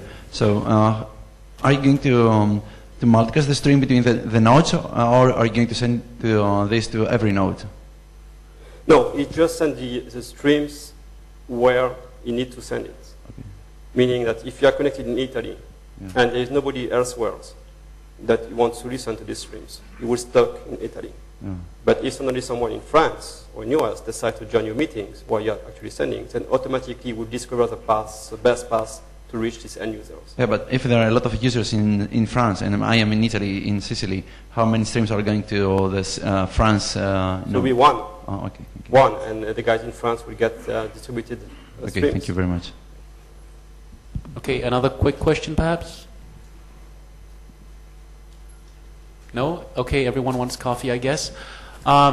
Please, can I just remind you to fill in the online evaluation forms? And today, there will be lunch, but not for all of you. So lunch is only for those people who are signed up for one of the workshops or task force meetings. So please just remember that. Okay, let's thank all the speakers of this session.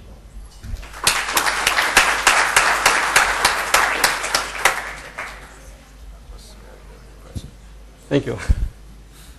So I got to get knowledge now a bit about where we are.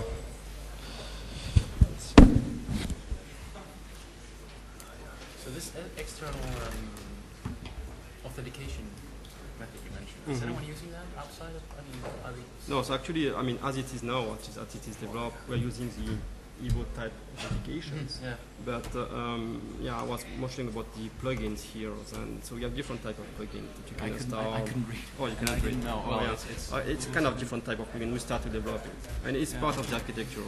So you get the audio video, the file sharing plugins. You can have your own development, and there will be another one that would be your authentication mechanism. So I want to use mine, or I want to use yours, or I want to use someone else, whatever. So it's already built in on the architecture. Okay, you've got a whole looks like it. here. Let's start with the authentication. Are you going to have something like a Sibboleth model? Yes. Using the main authentication mechanisms used by the research. Yeah, was presented. And try to. We don't have a in our community is not used. Ja, lyd, ja. They don't say, okay, we want to have Så skal virke i hvert fald and til det var der, vi we know spiller that it video. is in the basic environment, for environment. Or it could be possible, you know, to have two types of authentication. I mean, like this SSO, which are,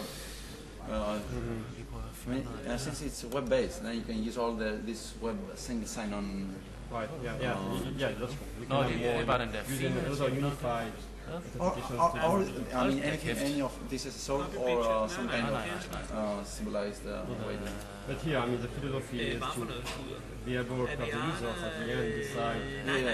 I want to use one by default.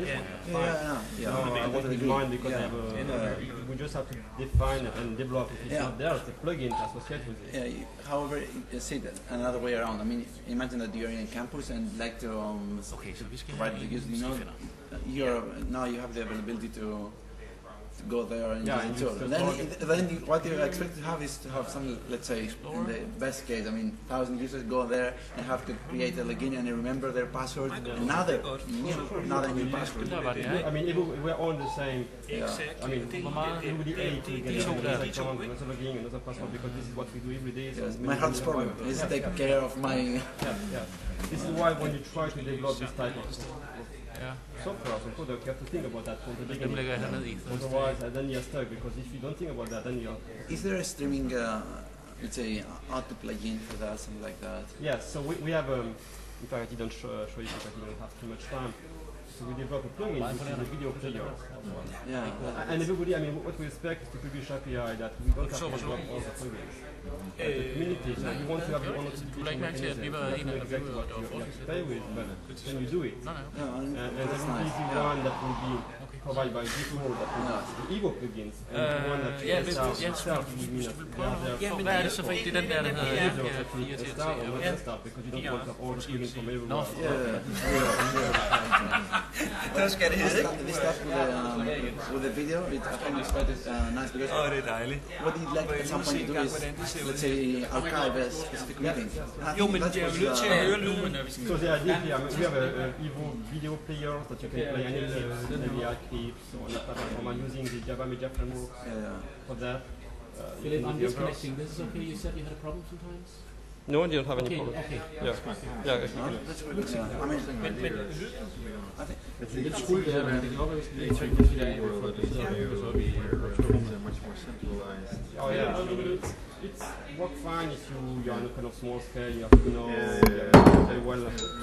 But do you think that there is a certain time of coordination still needed? Or, you say it's all self-healing, so actually you don't need any coordination.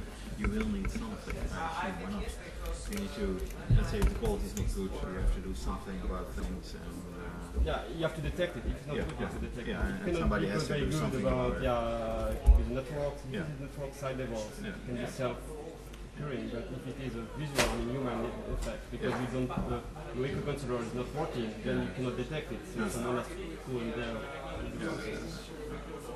And let's say the whole topology, that process is fully automatic. So let's say what you say, you current and you took it out, and then you put it in.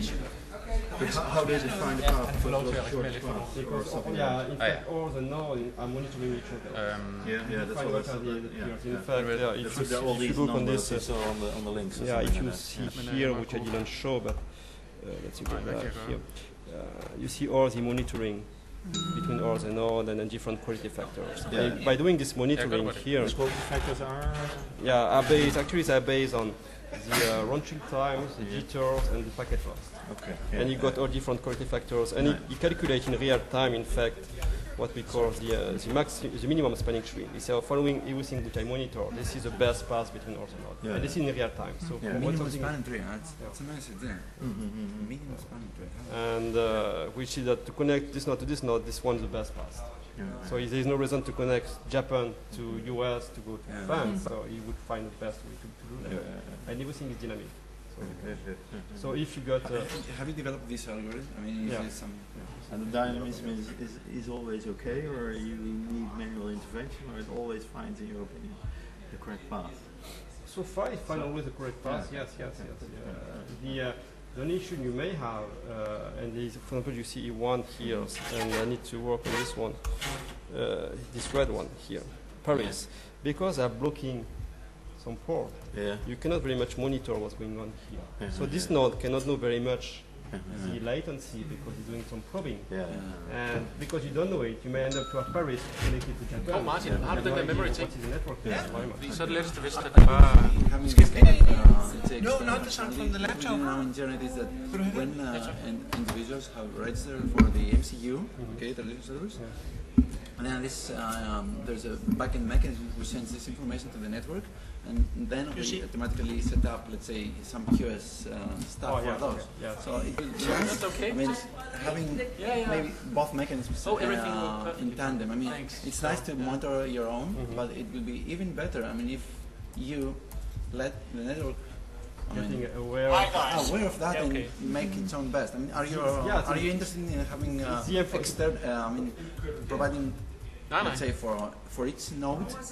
Or because you have done it, of course. But I'd like to know, I mean, what is the, let's call it instantaneous network demand? The way it will be done. The historical explanation for choosing Lyngby for TNC2007 lies right here.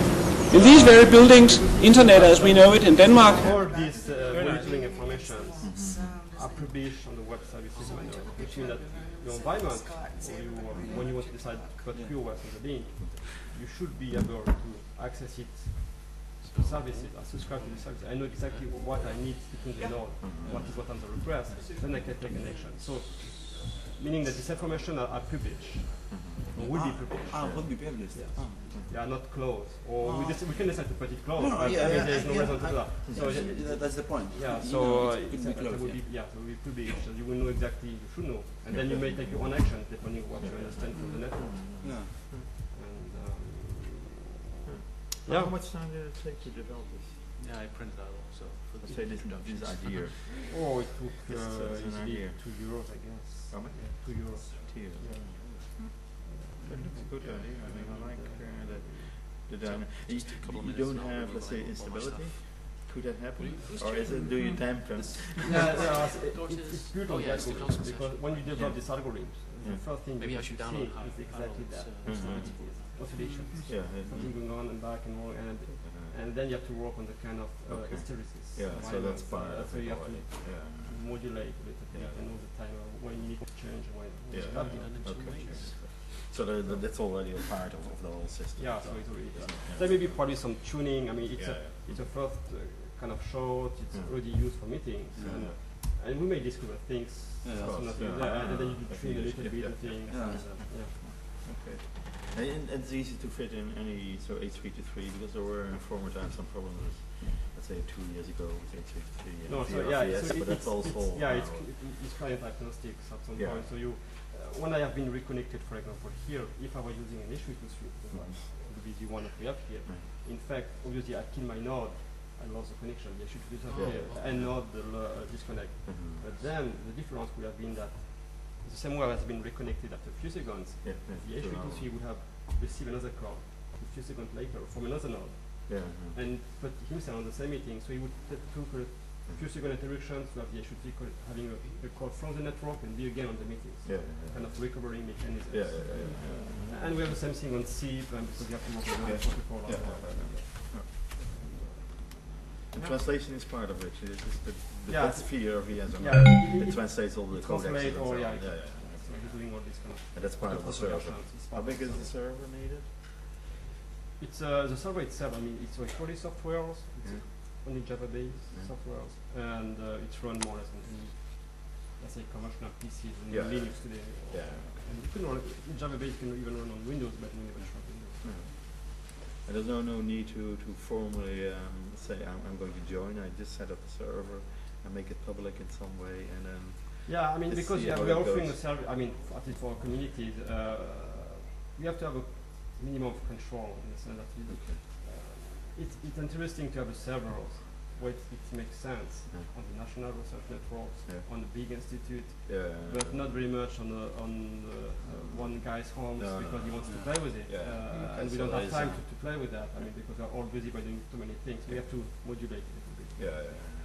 And you control that now. Yes, we control that.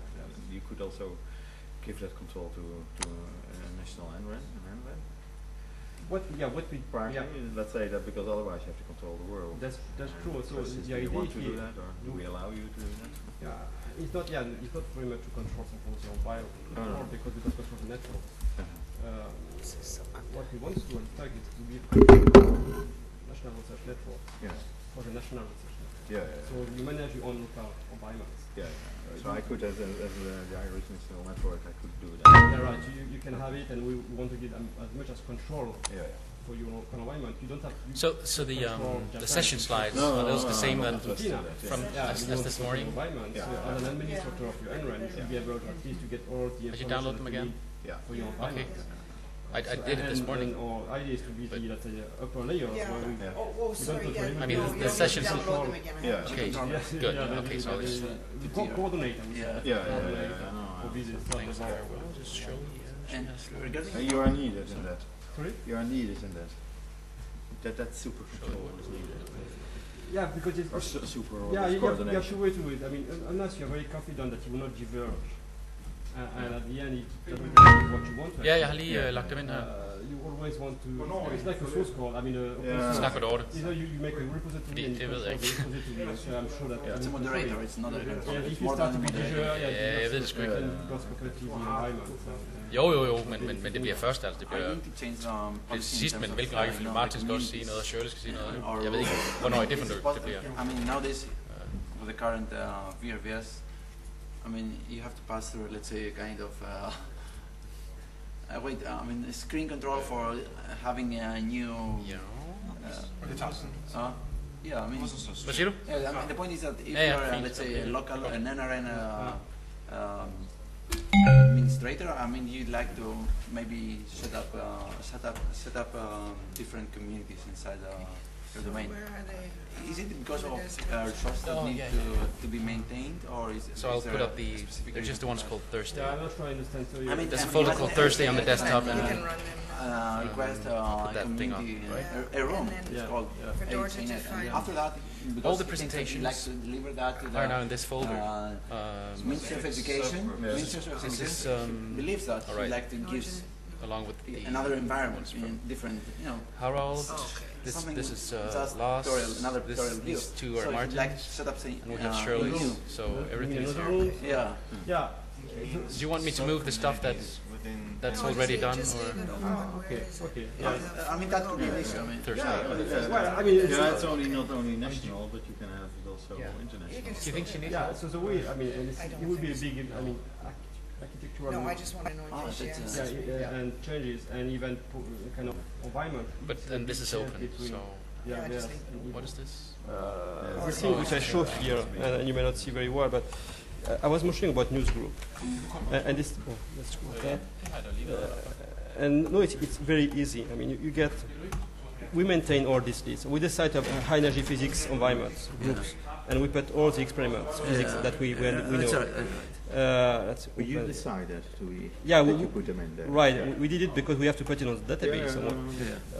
The same thing for the National Research Network. Could I ask you guys to move your meetings a little bit? I don't want to be rude. I'm Carol, sorry. Oh, yes, nice to see you there. But we have to get set up. Yes, that's true. I don't even get a coffee, in fact. Sorry? Yes. I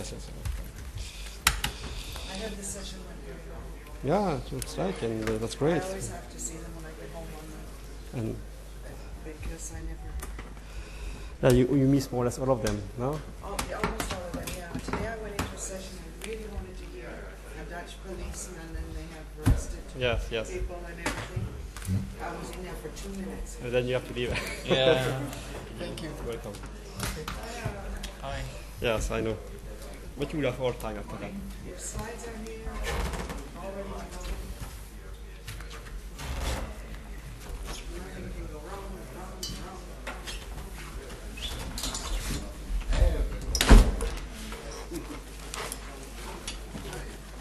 And we have a walkabout microphone. Yes, there's just one thing, Harold. When you get out here, you're in the shadow. They don't want you to walk up and down here. If you feel like you walk around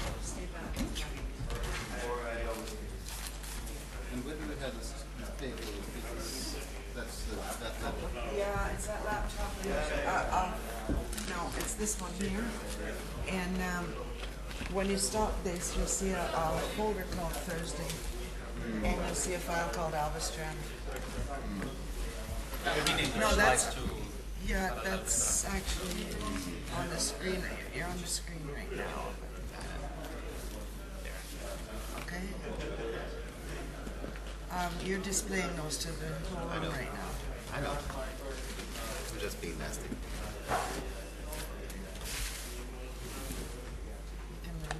So, and that's the mic.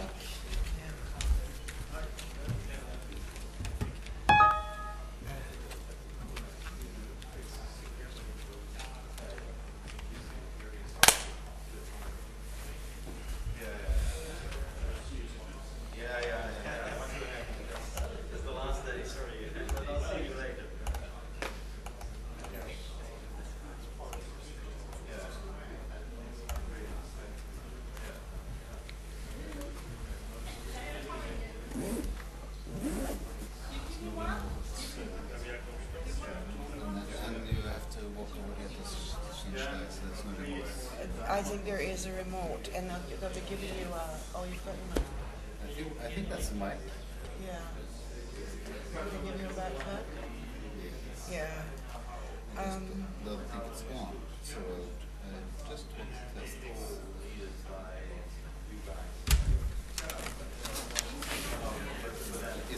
Is this mic live? Is that mic live?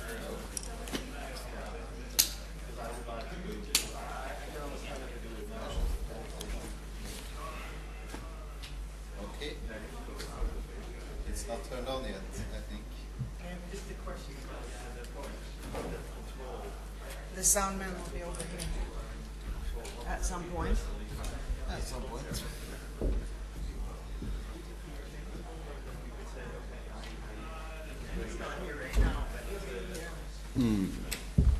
I'll just sit down.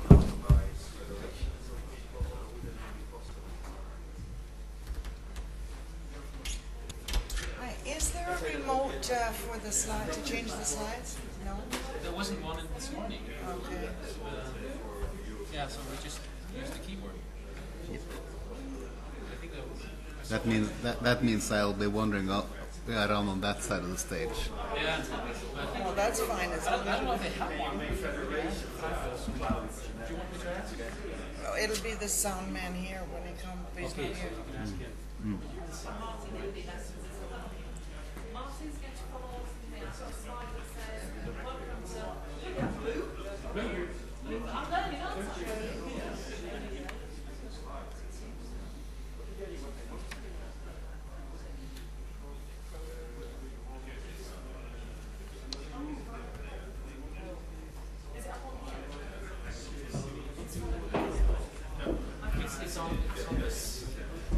I'll quickly change it. Oh, you're broadcasting these right now.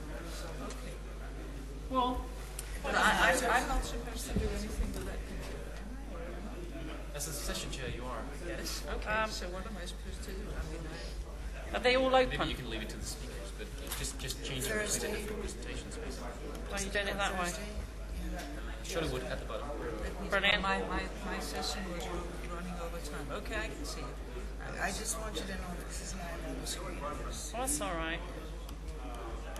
It's that one. Yes. Follow the user.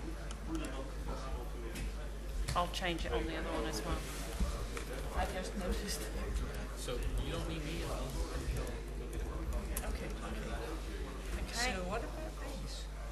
They are not been distributed. They've been on the trainer stand. Well, only a few. Yeah, I don't think they'd be distributed because I've picked up a load. Are they going to be distributed? Yeah. Why are they lying here? Dan brought them in. I don't know what if they're planning to have some staff give them over. If they want to give them out at the doors. I don't know. Well, yes, it would be nice, wouldn't it? At least give them out as people leave. You had to put them on the chairs. Look, that's fine. Do you want to learn how to use this?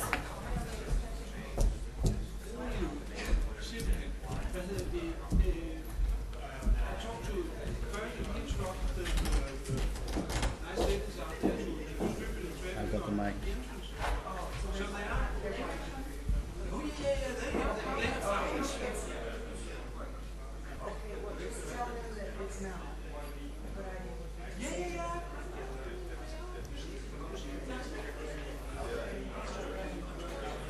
Okay, good.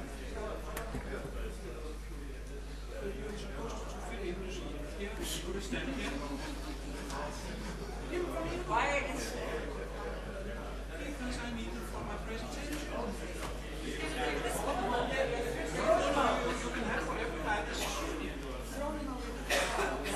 How are we going to do this?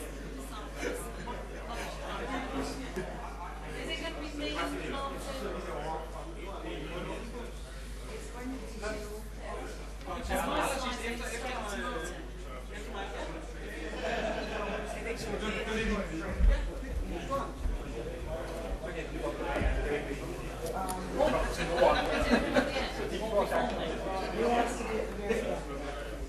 But after you, there's going to be a very brief lead.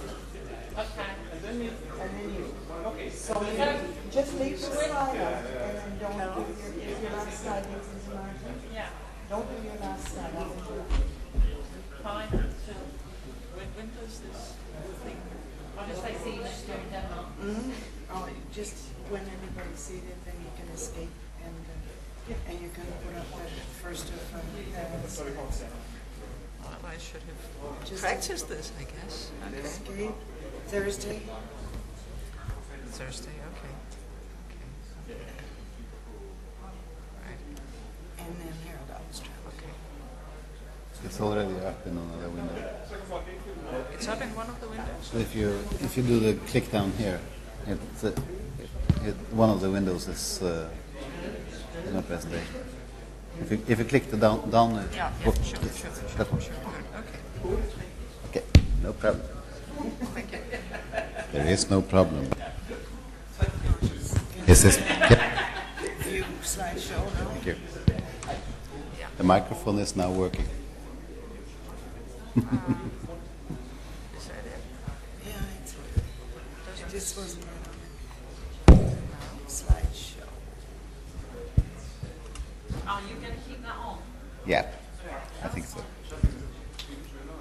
And I like to know where it is. I'll turn it off for now.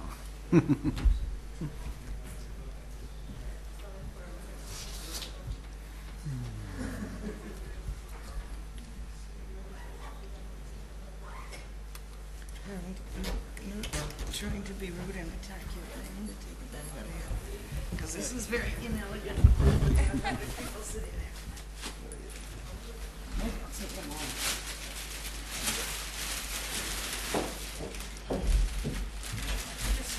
So how was it now? I mean, Shirley gives her talk and then me. Yeah. Right, where are you going to stand? Are you going to put them behind there?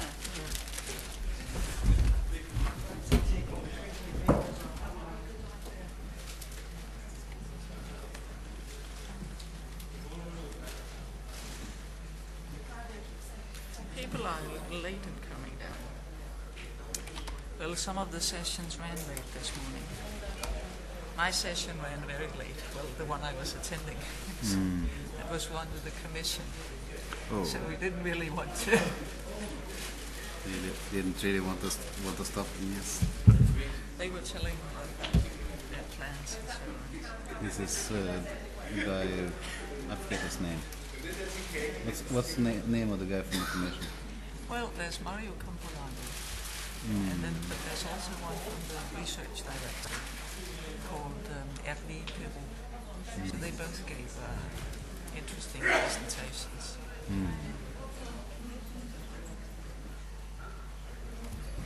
I think it's Mario I've talked to a few times. Yeah.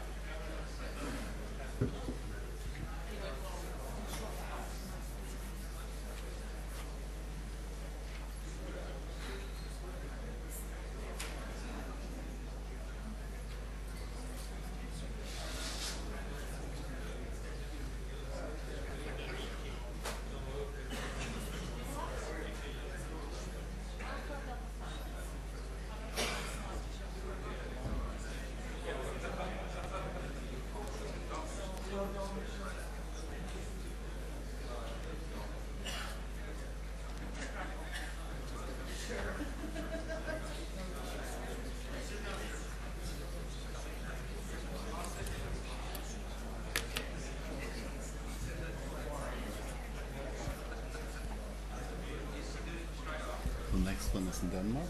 Yes. It's technically university. Just north of Copenhagen. So next time you'll be having all of the boys, both the local organizers and yeah, it's true. It's for some reason there wasn't so many people interested in hosting the 2007. Suddenly things were running late, and there had to be a decision made in order to start the preparations, because some things have to start pretty early. The logistics to work out. So, the earlier you start, the better deals you can get with hotels. And of course, you want to tell everyone here that next time we'll meet in Copenhagen. Yes. But for next year, well, the year after that, 2008, we have 3 competing offers. So that's going to be a hard decision.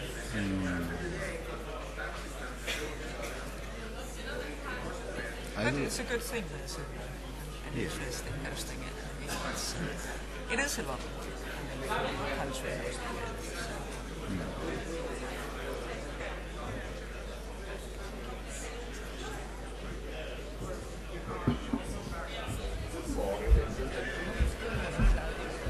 Just one little, as you're the last one to say okay, goodbye. One logistics thing. Those who are also attending the GAN conference, please remember to go out and register. So you get your bag, yes, it's always good. But later on, you should go.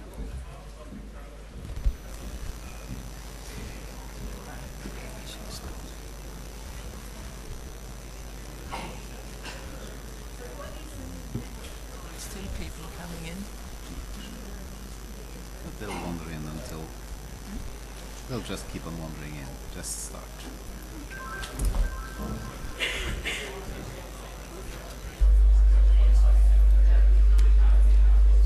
So I would like to welcome you to this closing plenary session of the TNC 2006. We have a program that should start now, even though I can see people are still drifting in. I have been asked to remind you to do as it says on some of these slides, to fill in your evaluation forms. And also, if somebody here is going to attend the GAR conference, please remember to register. So much for the housekeeping announcements. Now we should start the real program for the closing plenary, and it's a great pleasure to welcome Harald Alvestrand from Norway, whom I'm sure most of you know quite well. Harald has been around for many years doing very interesting and exciting things in the internet world. He has worked for Uninet, the Norwegian NREN. He has worked for Cisco. He has been the chair of the IETF for some years. And now he works for Google in Norway. So a very warm welcome to Harald, who will talk about all the wonderful things the internet does for us and how cheap and fast it is. Thank you. Now, good question for you. Is everyone awake? After all this long and wonderful dinner yesterday, and I'm sure that many of you have slept through this morning's program. Now, the purpose of a plenary speaker, as I understand it, are wake people up, keep people awake, and be entertaining. I'll see if I can manage that. It was with some trepidation I was watching this other plenary speaker at the beginning of the conference, because he had a talk that was kind of the opposite of mine. Very, very polished, very clearly given before, lots of high definition television and lots of science. And the one property I hope to share is entertainment. So I'm Harald Alvestrand. I'm an engineer, and I work for Google. I've been a few other things in my past, like chair of the IETF, like Cisco fellow, but I kind of think that this is enough. I'm an engineer, and I do engineering. I work on networks. And there are certain things that I have learned in the world. That, for instance, you never get anything that is good, cheap, and fast. Pick two. Now, I looked at this for the internet and found, there's something wrong here. I got all three. The thing that started me going on that was this sign.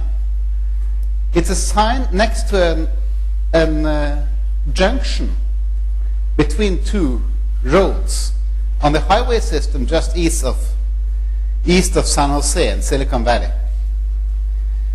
And it's not a major point of the American infrastructure. It's fairly important for those who drive across it every day and stand and are parked in those long lines you can see. But it's not a big thing. And I looked at the price tag of rebuilding this intersection. $142 million US. And I thought, I could buy some routers for that. So I looked around a bit and compared numbers. Okay, we got a minor highway intersection, highway 85 to US Interstate 101, $132 million. Major internet intersection, this happens to be a Cisco Series 1, a terabit router, and the guy who is willing to sell you one is somewhere in the audience. But it costs, depending on what you ask, what options you ask for, about $4 million. That's a lot smaller number. I mean, we all know that the internet is important to the world. We prove that over and over again. I mean, Google has now become the world standard for important. So I Googled for internet and found that it was mentioned 6 billion times on the internet. That's what I call self-reference. And I was a bit fearful of being compared to John Lennon when I searched for God and found that he only occurred 443 million times. But, I mean, I knew that geeks thought that the internet is more important than sex, but I never thought that I'd prove of that. But all jokes and Google games aside, the internet is fairly important, as you can see by the wild swings of the so-called objective measures of companies' worth that we call the stock market, where in 2001 people realized that not all of the things that people have been predicting for the internet can be true at the same time, and the lost value of the Nasdaq stock market, which is far from the overall stock market, was $4 trillion US. Now that's a large number, even compared to some of the other ones I'm going to show you in this speech. But how much does the internet actually cost to run? What's the cost of this thing? I started digging around and found that it's actually hard to say. I pulled out this little newslet from a Norwegian newspaper in Nord-Trøndelag, just north of Trondheim.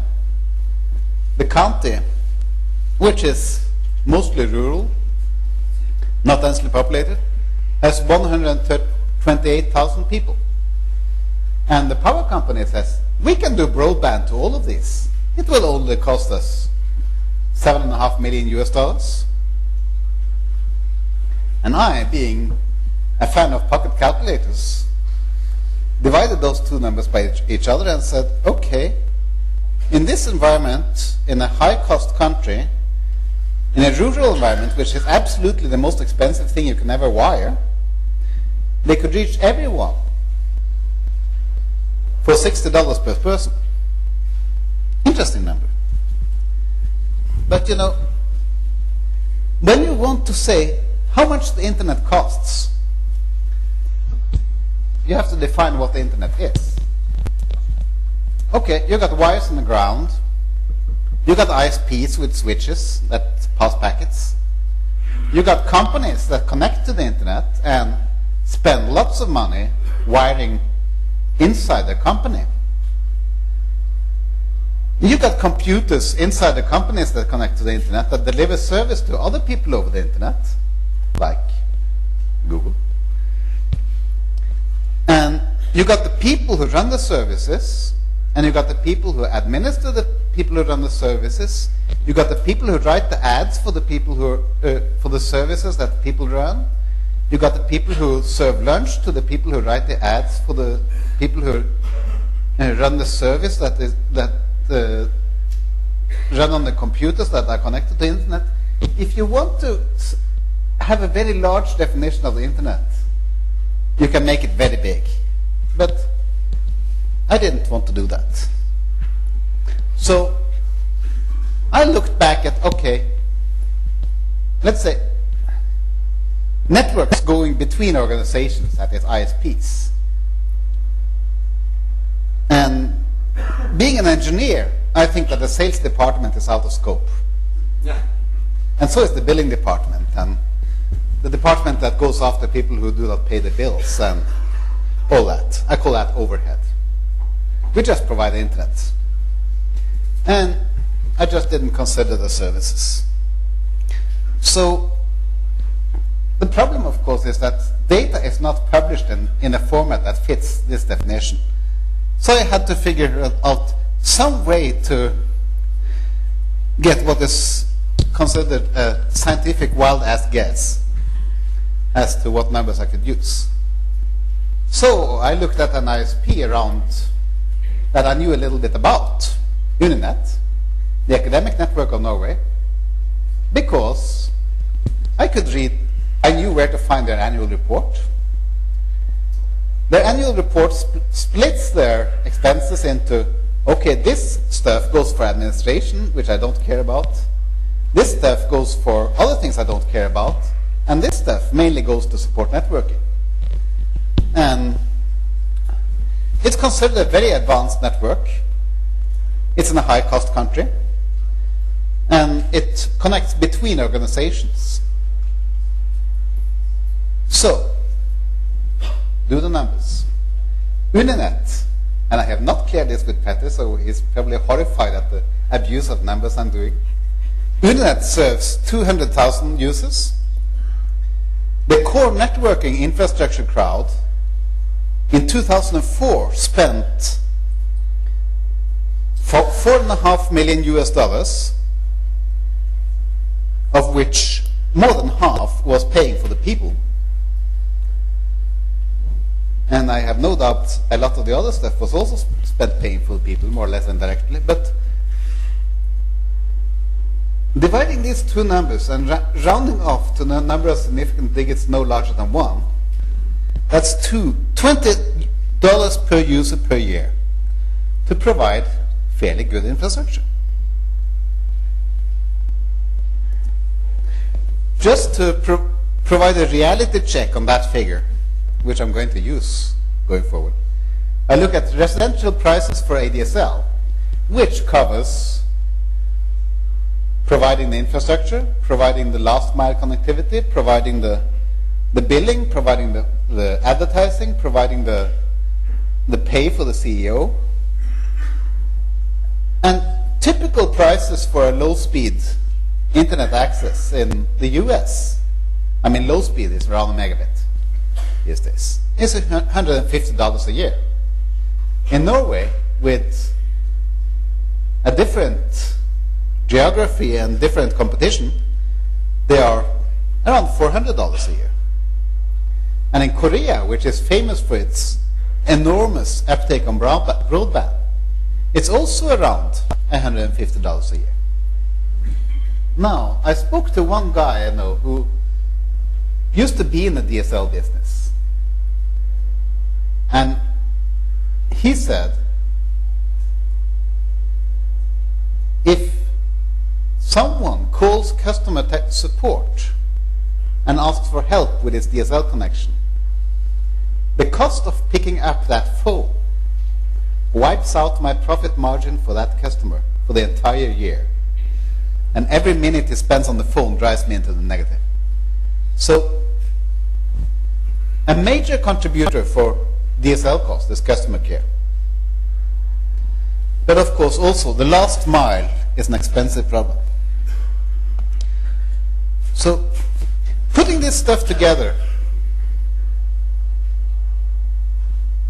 I said, okay, let's say there's 1 billion internet users out there. And let's say that the average cost of each internet user is $20 per year. What is the total cost of the internet? Well, I'm not that good at math, but if I multiply these two numbers together, I get $20 billion. By the way, I put up a picture of the most expensive part of the internet, digging ditches. Just so you know. The world economy, total world economy, is 40,000 billion US dollar per year. That's the so-called gross domestic product of all the countries put together, according to the UN statistics. That's 2005 numbers. So, as you can see in the little diagram down in the corner, the cost of the internet is not a significant fraction of that. On the other hand, you might have noticed that the Nasdaq stock market reduction in value I mentioned for 2001 is actually 1/10 of that.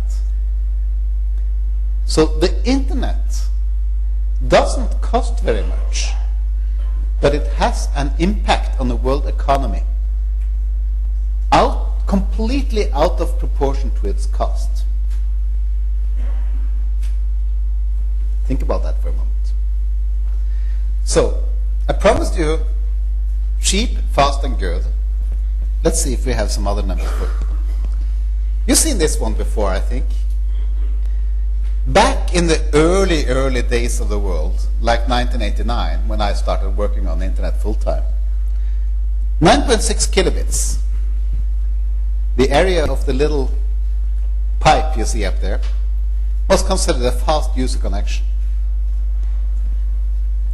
And if you had a backbone of 128 kilobits, you were considered to have a reasonably fast backbone. Nowadays, if you have a fast user connection, it's 10 megabits. And of course, as all of you know, who want to have a network that sends engineers drooling over and want to work for you, a fast backbone connection is 10 gigabits, which didn't quite fit on the slide. So, it's reasonable to say that the internet is fast.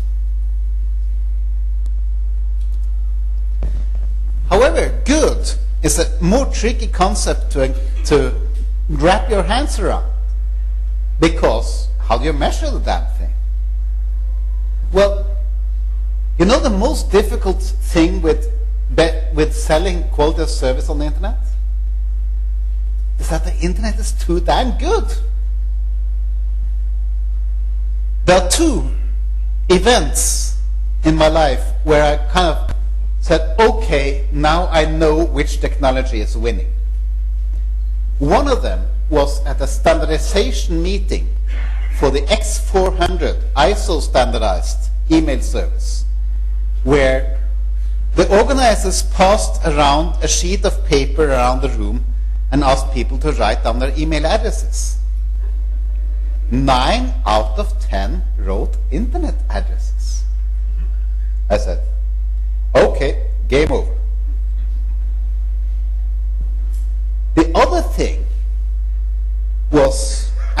second hand, which was a friend of mine who had been at an ITU meeting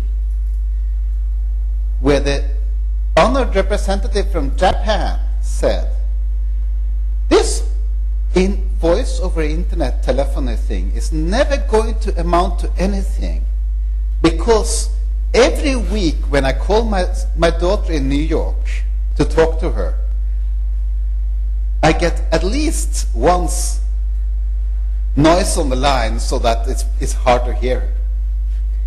Now this lady, who was deeply wedded to the idea of telephony is a telephony thing, not an internet thing, was in fact using the very technology that she decried as could never amount to anything every week, and did not realize the inconsistency. Nowadays, of course, you all use Skype, and in fact the quality of the voice on Skype is usually better than on my telephone, which just might be because I got a better headset, I don't know. But we generally operate the network with single-digit percentage packet losses, or even far less than that. Round-trip times are usually driven by the speed of light. I mean, having faster light is a major engineering project, I'm afraid. Yeah.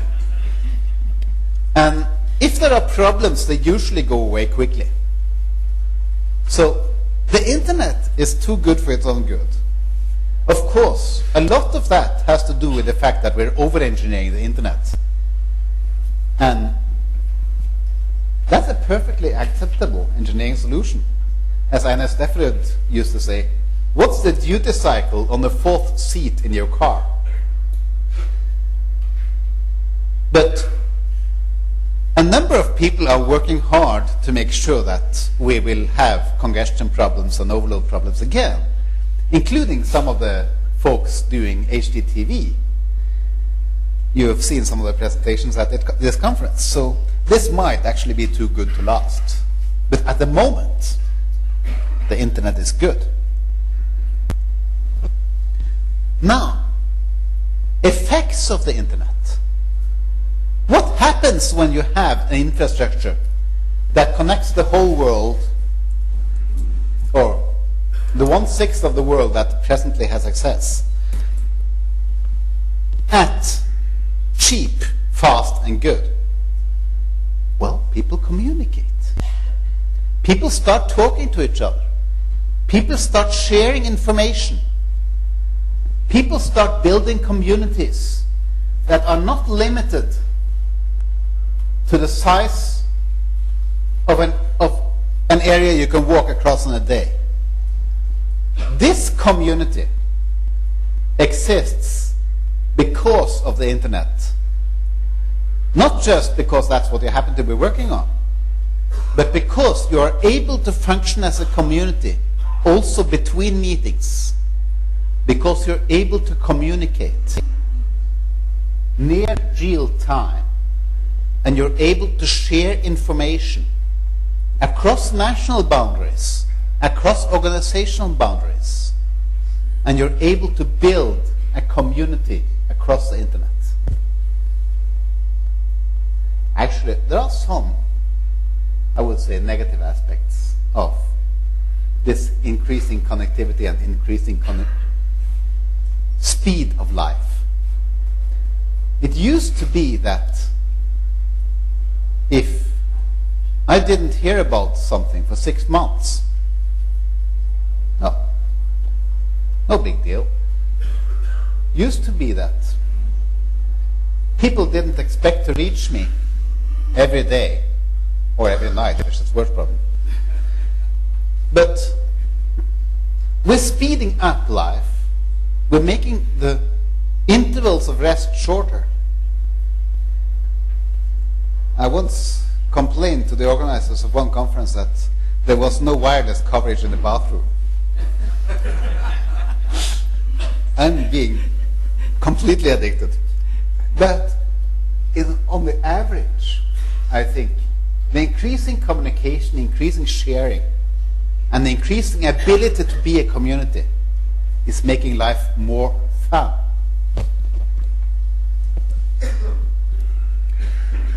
And of course, more fun is also good for business.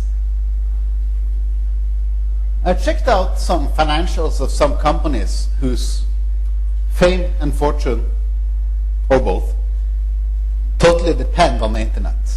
Microsoft, $40 billion per year.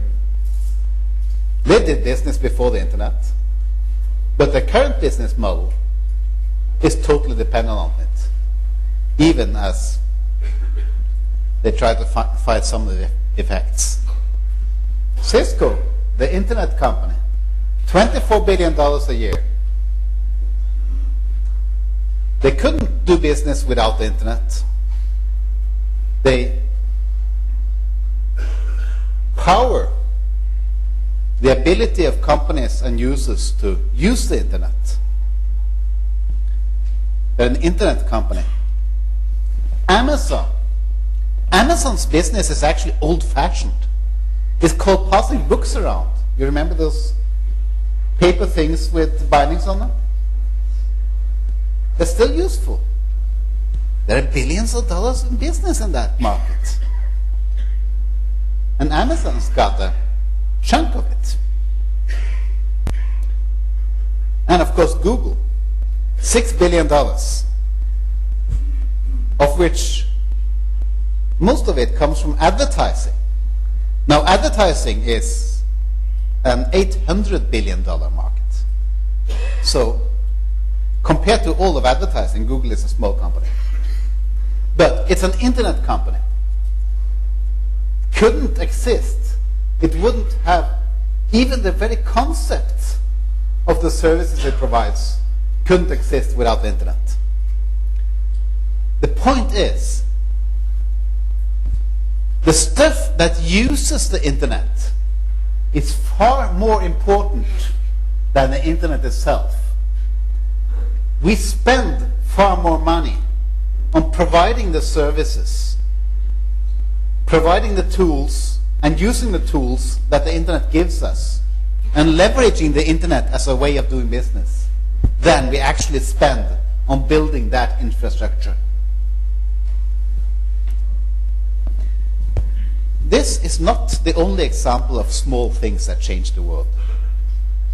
I kind of like this picture, which is completely incomprehensible because the font is so small you can't see the text.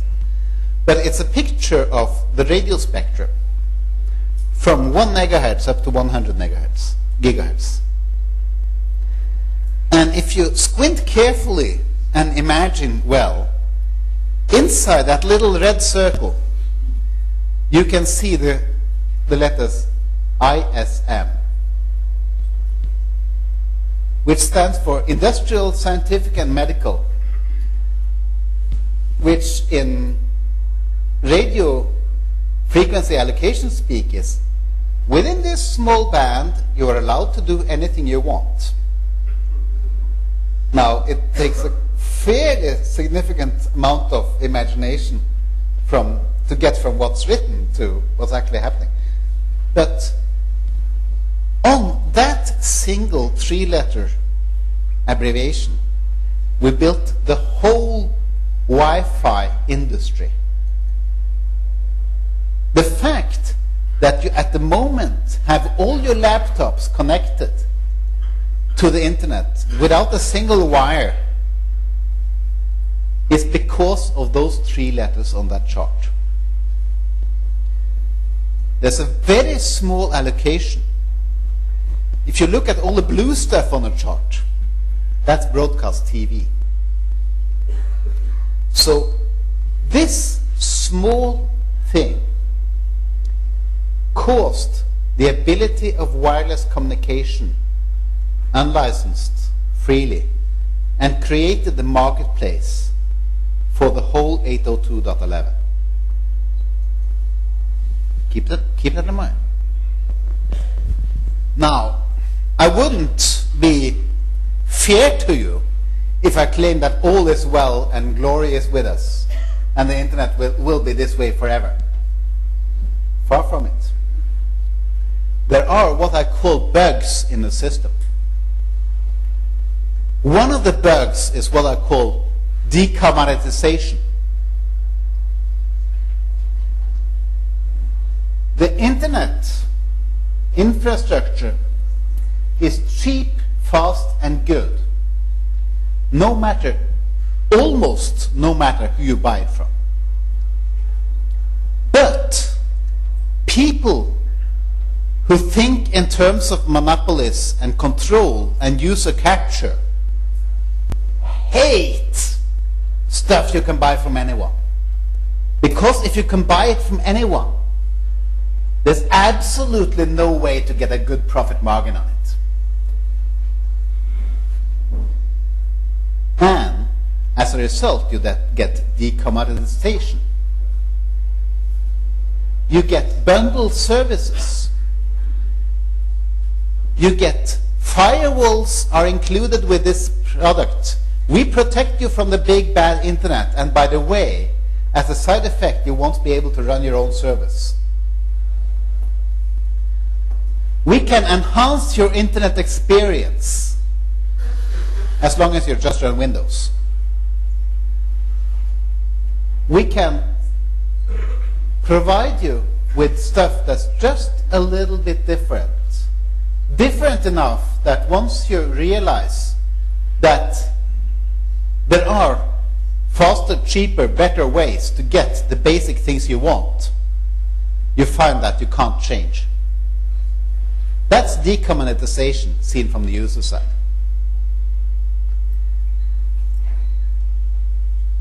There are also a class of people I call buggy whip manufacturers.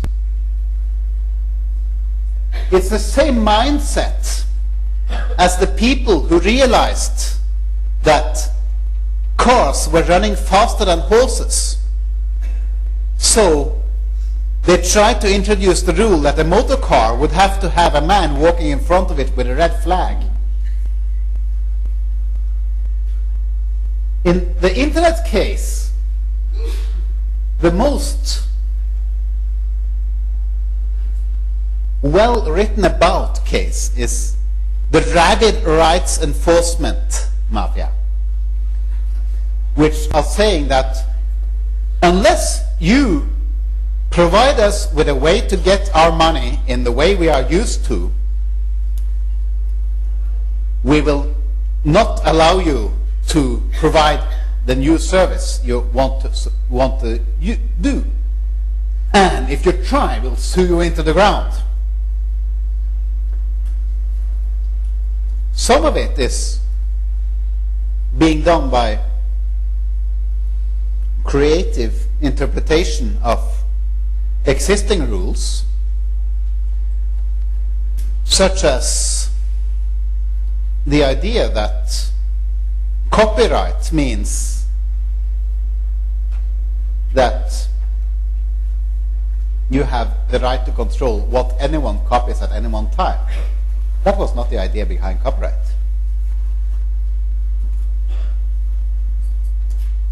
And some of it is actually trying to extend existing rights by analogy, or just because they can get away with it, to new media.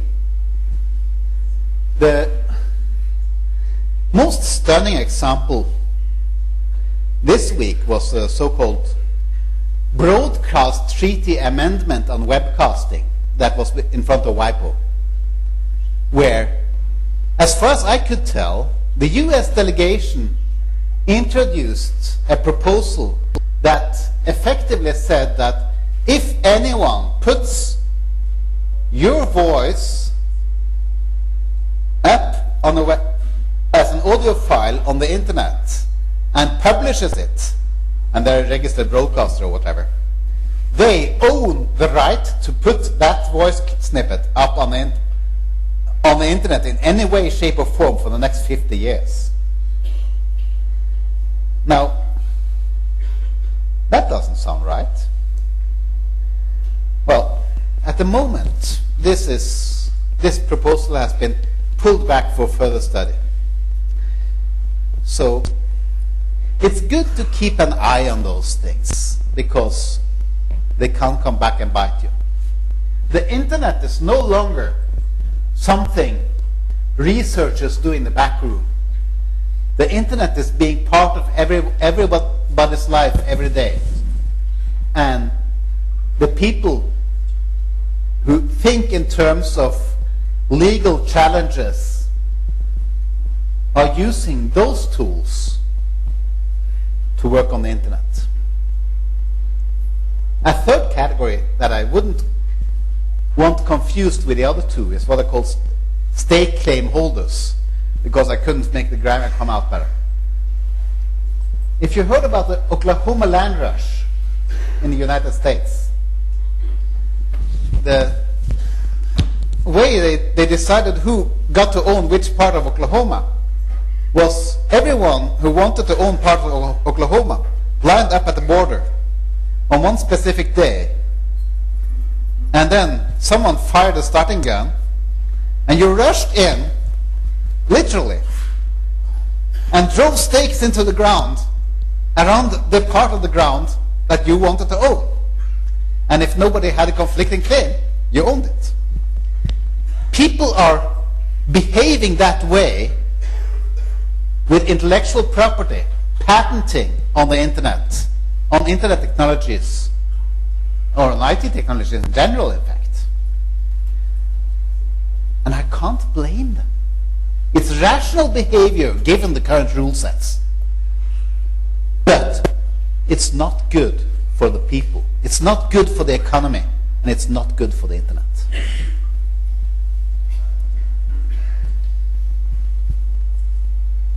Access to knowledge.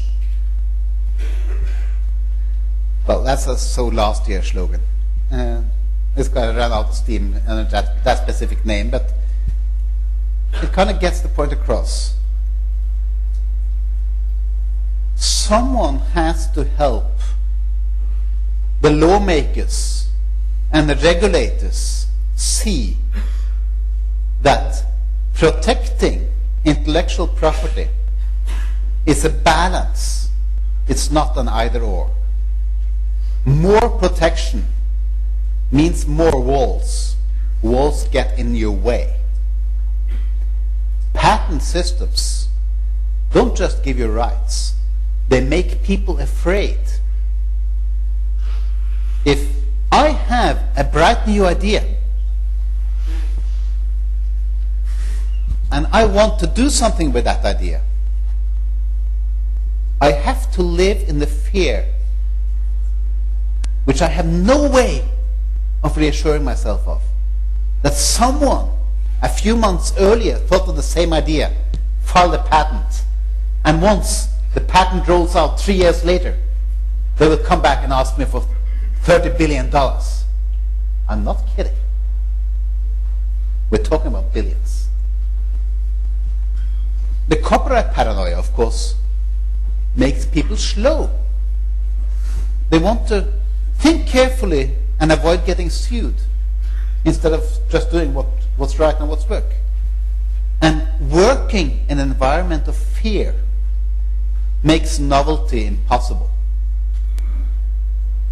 So, in intellectual property protection, it's time to try for a new balance of power, where those who want to protect can get reasonable protection, and those who want to use can find ways to use their own ideas and other people's ideas in a fair and reasonable manner. Strike for a new balance. So, I'm almost out of slides. And I hope that I have said at least one thing that you disagree with. Because that's what makes you think. Now, the internet itself, the basic infrastructure of interconnection, has turned into a commodity, a utility, and a necessity. You have to have it, or things just stop working. But the real future, the real change, the forces that will change our society, possibly beyond recognition, are the things that we use the internet for. The things that build the communities, that create the marketplaces, and makes us able to share and build upon each other's work, independent of time and space. And if we can do that, I think we can build a better world for everyone. So, you are people working in research. What researchers do is to do the next big thing, not the current big thing. I mean, we do have a need to grow the current thing bigger. Gigabits per second is not enough. And we have to build address spaces. I promised that I would mention IPv6 at least once. So there is some engineering work to be done, but basically we can just assume that the internet is there. And now it's time to figure out, so what? What can you do now that you couldn't do before? So we as a community, we as researchers, are able to use the internet in ways that can advance human society. I think that, again, our opening plenary keynote was an excellent illustration of the fact, despite the fact that he didn't talk about the internet at all. He just assumed it was there. He built upon it and used this as a tool to get the world to be a better place in his particular environment. But in order to use it, you also have to protect it. And that can be a fight. So, go boldly forth and build upon the internet.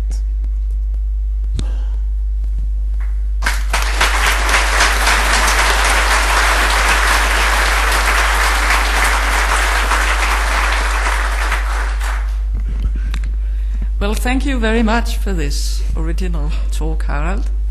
And I must say you kept the time beautifully, even though we started a little late.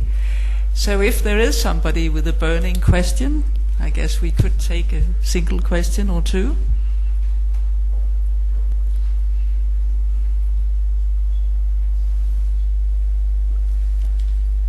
The microphone is coming.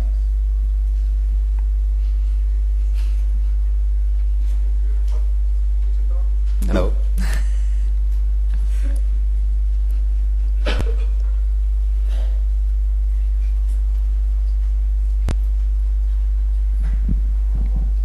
Okay, now I think it works. Yeah, thanks for your talk.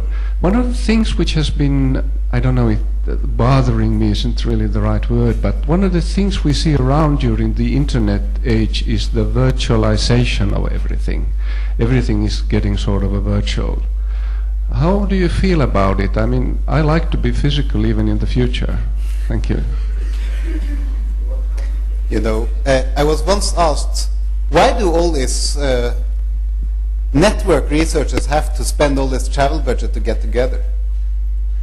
And my somewhat flip comment that time was, well, because virtual beer tastes bad. No, I think you have a point in that we have to ground ourselves in the real world and realize that it's the real world that matters, so that we are real people with real feelings and real relationships and real lives and real needs. We are using the virtual as a screen upon which we project these realities. And sometimes things get easier to handle that way.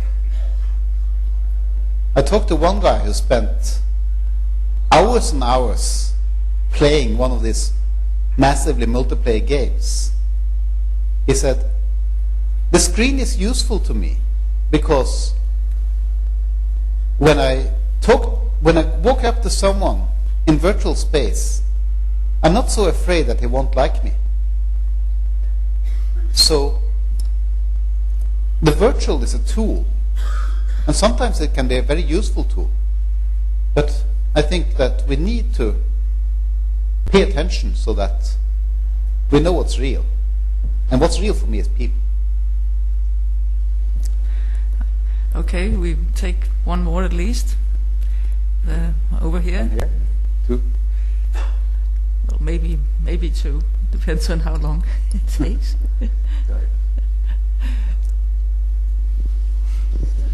Mike Nelson with IBM.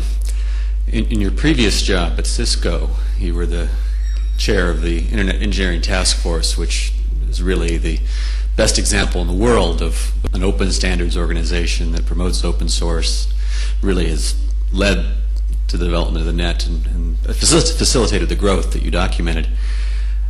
Google, unlike Cisco, hasn't been quite so clear in its commitment to open standards, and Google is not as involved in the standards process as Cisco and some other companies. Google is clearly more prone to embrace open standards than certain other companies in Redmond, Washington. But I was curious, what is Google's philosophy on open standards, and will you be getting more involved in developing standards for things like AJAX and some of the other technologies that Google's been promoting? As almost anything that's involved in Google, I'm working on that. But more seriously, I can't speak for Google, obviously. My impression of Google is that the whole company's business model is built upon the fact of open standards. And we got very active members in the World Wide Web Consortium. And we got people in other standards groups. We haven't yet made a deliberate effort to make those efforts visible. And frankly, with the number of things changing all the time, every day, it's hard to keep track. It's hard to get done everything you want to get done. So I'm working on that. Okay, the final question here in the front here. Thank you. I'm Dan Munster. You mentioned that you said we should fight for the internet and the right to use it, and Mike Nelson also in his talk presented a lot of problematic areas that we should be wary of. So my question is, if it seemed very overwhelming. So my question is, if you want to recruit us as soldiers in that fight, who should we fight and how? One thing to realize is that largely we have a war without enemies. We have people who understand the world in a different way, and people who, from their particular worldview, draw conclusions that they think are both logical, ethical, and right. They're wrong, we're right, of course. But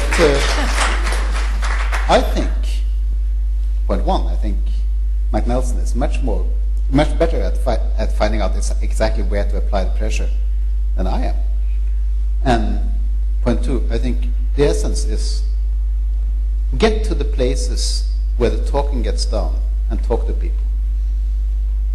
Don't think of it as we have to defeat the enemy.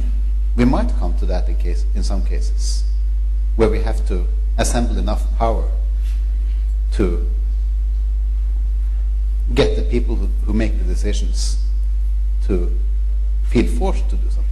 But I think we have the better understanding of how the world works, and we have to communicate that understanding. So talk, and first talk to Mike. Well, I think this was a good note to end on, so let us thank Carol once again for this closing plenary.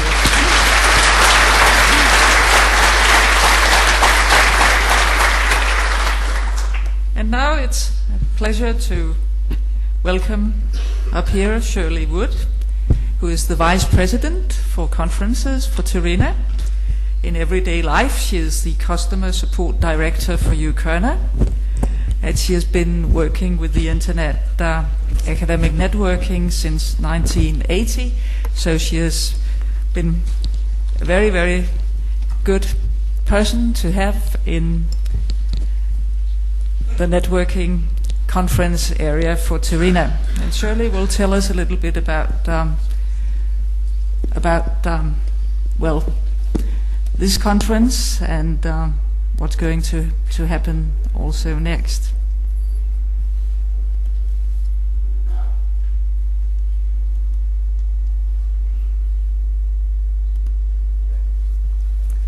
It's always a pleasure to stand up here at the end of a Terena conference, because I'm here to express my thanks to the people that have organised this event, but it's also on behalf of you. And this year's been a really good year. We've had over 500 delegates, and I've spoken to people from Brazil, from Korea, from the US, from Australia, as well as all the normal people you see from Europe. But I thought it would be useful this time to give you some idea of how much effort. No, I'll start with the aims first. Oops. The aims of the annual conference, it's the main opportunity for discussion with our community. And as I've said, this community is growing. It's wider now than Europe. It goes over the whole world. I don't know where I've got the sound from. It certainly wasn't there on my machine. It's also an opportunity for Géant 2 to actually put out information and disseminate information about what they're doing. So it's really a joint conference so that it enables Géant 2 as well as Terena to disseminate information. Who participates? Well, we've already said the national networks and their developers, users of the national networks. It's nice to see that we're seeing more users appearing at this conference. In the early days, it really did tend to be the techies. We're seeing international colleagues. I've already said people from Australia, Korea, Brazil, etc. We're seeing people from industry, Cisco, Juniper. You've seen all the exhibitors out there. The other industrial partners come because it's useful to come to this conference. They make contacts. They can do their own personal networking. And we also see policymakers and government. And again, it's useful for them because they know what we're doing, what our concerns are.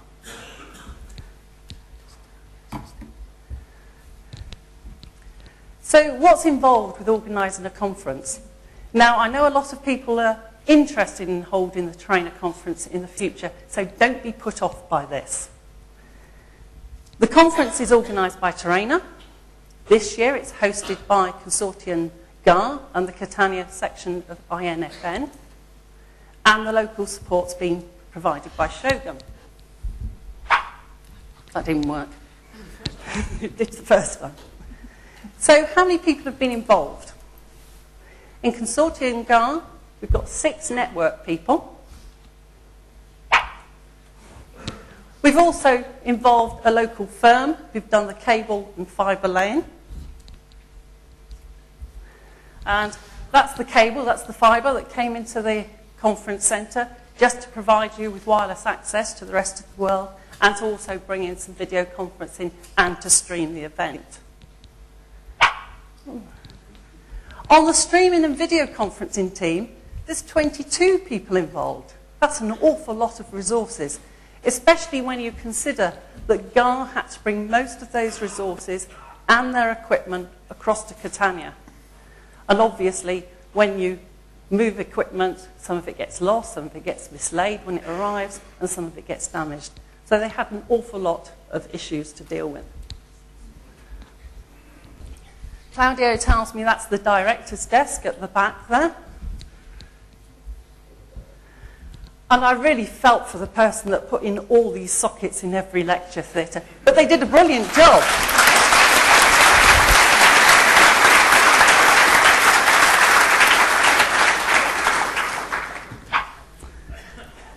Other people involved, we had Roberto Barbera from Catania INFN. He was doing a lot of the local organisation.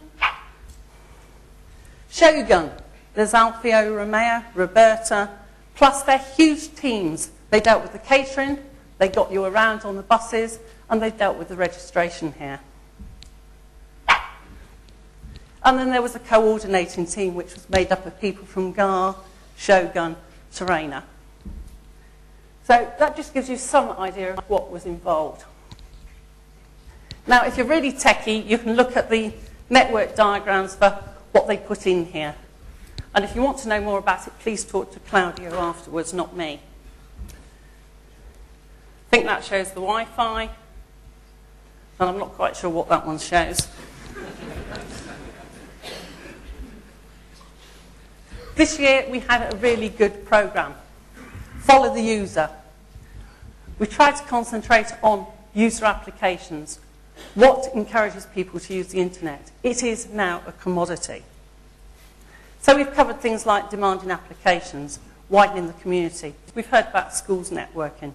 But we've also heard about the advanced technologies, optical networks, voice and video, streaming, and also a large number of sessions on federation. So I have to say thank you to the programme committee this year. They did a wonderful job under Ingrid Melv's chairmanship. I don't know where Ingrid is. She's hiding at the back. They put together an excellent programme, and I think next year's programme committee will find it a very difficult act to follow. And I'd like to thank all the speakers and chairs for each session. They don't just come to the conference and give their presentation.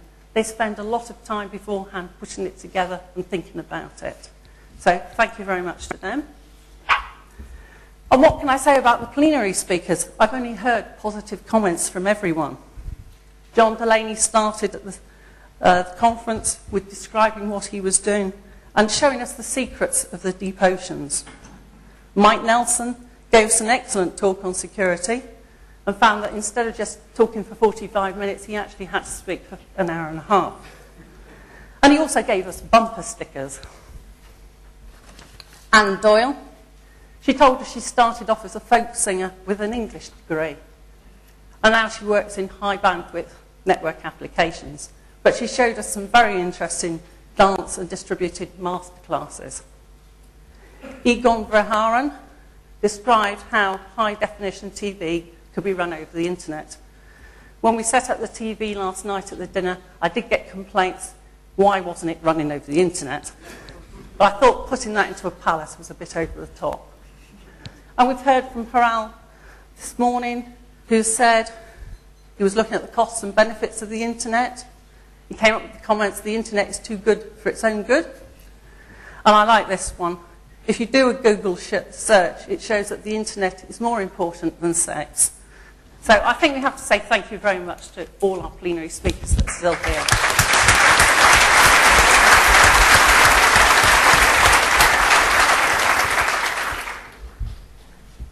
And we mustn't forget the sponsors, because without the sponsors, then the cost for this conference would increase. And our main sponsor was Cisco, and you can see the list of the others there.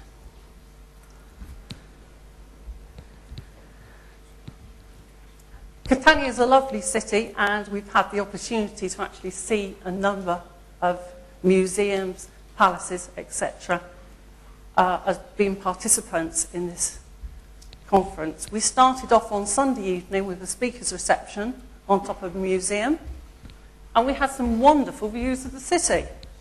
Fortunately, it wasn't raining, so we could stay out on the terrace.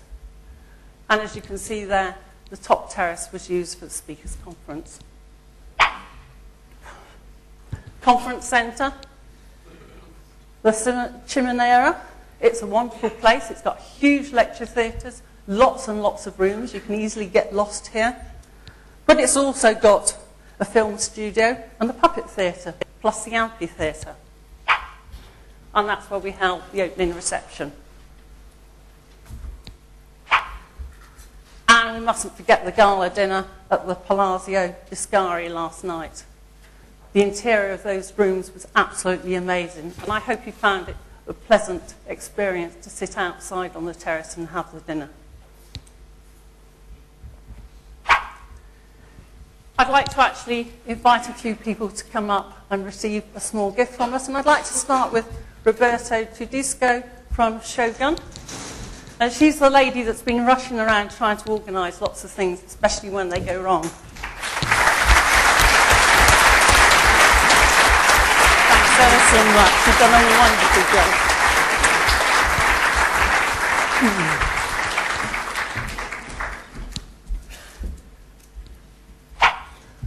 And also from Consortium GAR, Federica.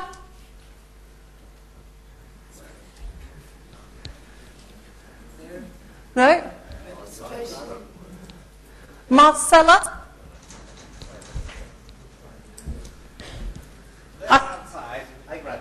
Do you want to bring them all in? Franca and Massimo.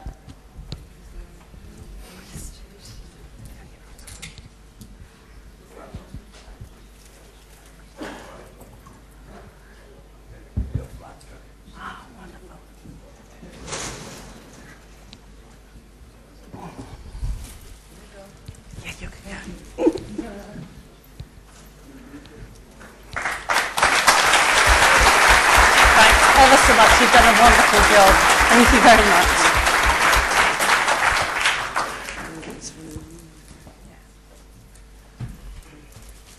Is everyone in GAR very shy?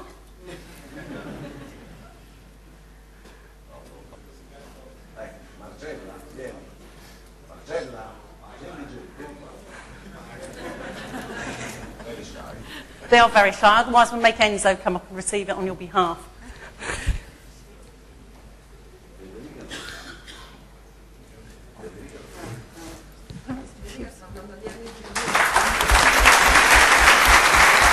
You've done an excellent job. Thank you so much. It's really brilliant. Thank you to everybody. I want to thank, sorry for my bad English, first of all.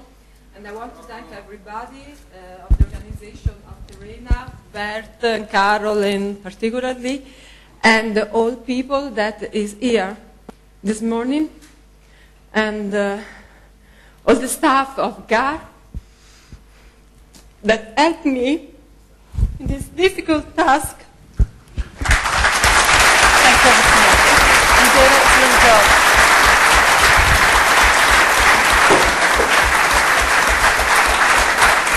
Massimo? We're getting more from you down there. Put back the sign for Federica. Well done, you've done an excellent job. Federica later. Oh, you're Federica. Sorry for that. Thank you, Claudia. Okay. I'm very disappointed you didn't turn up in a skirt.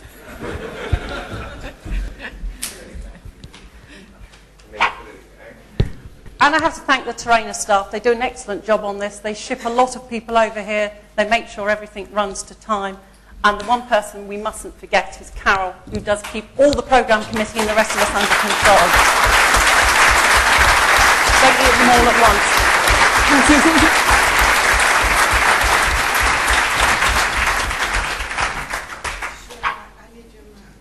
Not yet, you don't. We haven't got to that bit. I also want to say thank you to you, the conference participants. If we didn't have you here, then it wouldn't be a conference. She's going to take my microphone for some reason.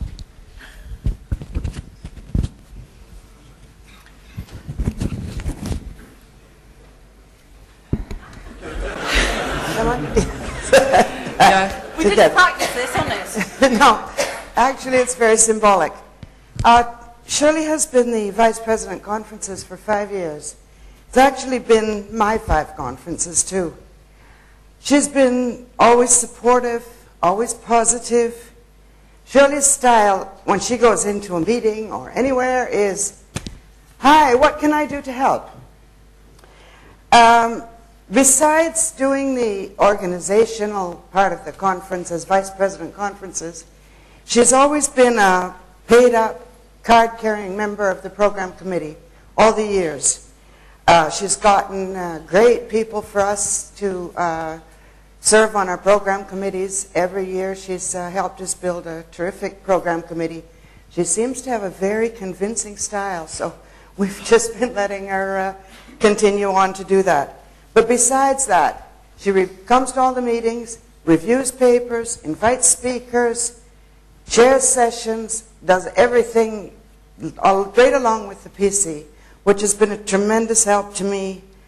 And it has certainly, I think, caused the the standard of our conferences to improve greatly over the last 5 years under Shirley's very good management. Because of the close relationship that Shirley and I have had over the last 5 conferences, Dorota Olsen, the trainer president, has asked me to give Shirley a small memento to remember us by. But Bert and I got to choose the gift. So we chose something that she can probably never ever forget, the Secretariat, where she's where she's come for so many meetings, always standing outside the door at 8:20 in the morning before a meeting, waiting for me to get there so we could get in and sit down and have a cup of tea. Shirley, thank you for everything.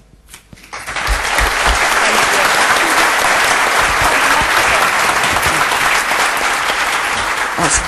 And this afternoon at the General Assembly meeting, unfortunately, Shirley will no longer be Vice President Conferences.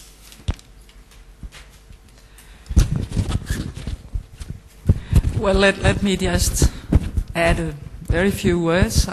It's unusual that we give something to people who have served on the executive committee. That has not been done before, but we thought that Shirley had done such an exceptionally good job that we really ought to do something this time, and I hope you all agree with us. So let us give Shirley a hand for her 5 years.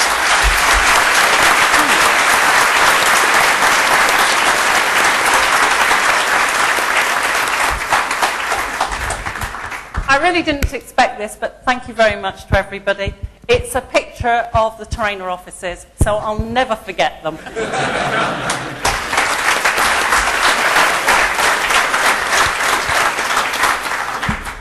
But I've said thank you for this year. But I also need to say welcome to the Programme Committee of 2007. I didn't actually tell them that I've come to the end of my term when I was asking them all to be on the Programme Committee, so I hope it's not too much of a shock for them. But I'm sure they'll find another excellent Vice President Conferences. Next year's chair is going to be Thomas Schmidt from Berlin and Hamburg. He's actually been a member of the Programme Committee for the last 2 years, so he knows exactly what is required, and he's always there putting forward his ideas and making sure everything's done on time. And this is my last slide. I'm looking forward to seeing you all in Denmark next year. I'll just be an ordinary delegate. It's the 21st to 24th of May, and I'm going to hand over to Martin. Thank you. Ooh. Can I have the mic? Yeah.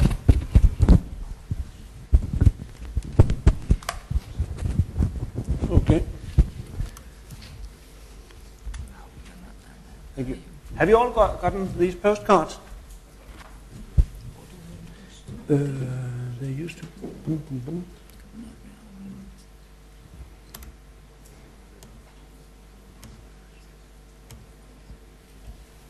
Thursday. Du står med Thursday, okay. Okay, og så skal vi se. Here we are. Wow. Yeah. Thank you. Well,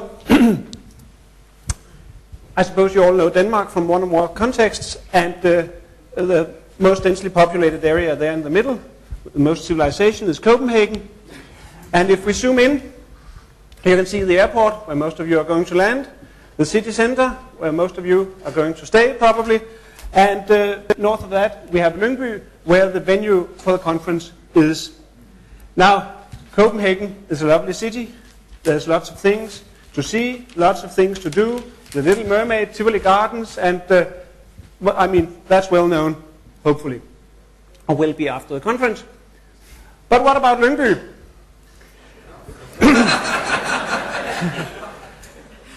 Yeah, well, the real reason why we got there is because there's a local friendly university with all the necessary facilities, and it's only 15 kilometers north of the city center. And if we should have to give you an impression about what it's like there, I made this a week ago. Hi guys. What, I mean, on a very nice spring day such as this, beautiful country, no matter where you go. Just a moment. We rehearsed this. Is this it? No, sorry.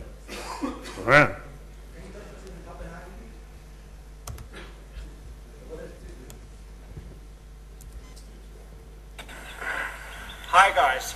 Can you hear me? On a very nice spring day such as this, Denmark is a beautiful country, no matter where you go. But why have we just chosen Lyngby as the site for this, for the Terrain and Networking Conference 2007? I'll show you why. Don't use the microphone. The historical explanation for choosing Lyngby for TNC 2007 lies right here. In these very buildings, internet as we know it in Denmark, online internet, started with the research network in 1987. UNICE's buildings here in Lyngby are placed at one of the few university campuses we have in Denmark, the Danish Technical University in Lyngby. This is not a church, but one of the new buildings at DTU where the conference is going to take place. It has room for 550 participants, suitable for just a thing like the Terrain and Networking Conference for the opening and closing sessions. The rest of the conference, between the opening and closing sessions, will take place here in this building, where we have a lot of space for the exhibits, and we have lecture rooms, large lecture rooms, and also data facilities. Even the toilets are great.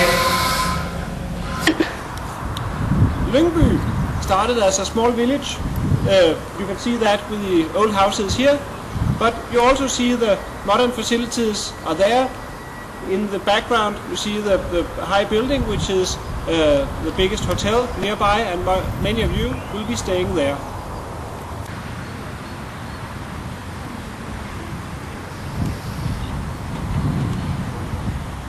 So this is also Lyngby, with a nice water mill and peaceful surroundings for a stroll if you should have a 10 minutes off from the busy conference. Lyngby also has a lot of offer in the form of shops and restaurants and so on. In Denmark, mailboxes are red, and I'm telling you this because when you are here, it's so nice you want to write home to family and friends and colleagues. And for that we've prepared this very nice postcard that you can just fill in, it's almost done, and then put in the mailbox and get home to your friends. I have to do this myself. Okay. Meet the camera operator of this film, my 8-year-old son, Mikkel. Now, here we are at Lyngby Station, waiting to go to Copenhagen. It takes only 20 minutes, and the train goes all the time. There we go. From Lyngby, you can go to Copenhagen, either to go to your hotel. If it's in Copenhagen, you can see all the sights, Tivoli, the Little Mermaid, whatever you like. Denmark is a nice place. Yes.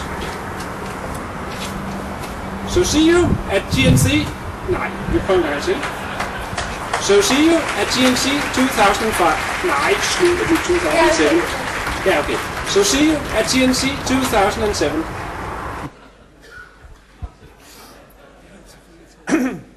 And we also have for you not only a nice place, but of course a dedicated team of organizers. Apart from me, it will be Gitte and Linda there, and with the occasional support of Dorte Olsen, who of course will allow nothing to go completely wrong. And we have many more colleagues that are waiting just to get going for this conference. So, see you there next year.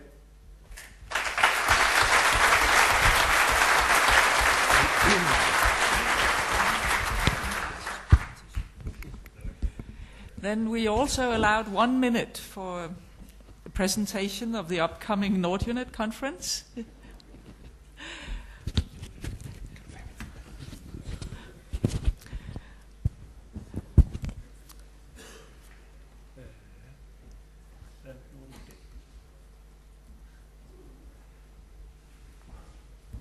Thank you, Martin. Well, I'm sure that after Martin's excellent and quite humorous presentation, you're all thinking, oh, but I can't wait a full year for another conference. And I certainly can't wait a year to get to wonderful Scandinavia. Well, I'm here to reassure you, you don't have to.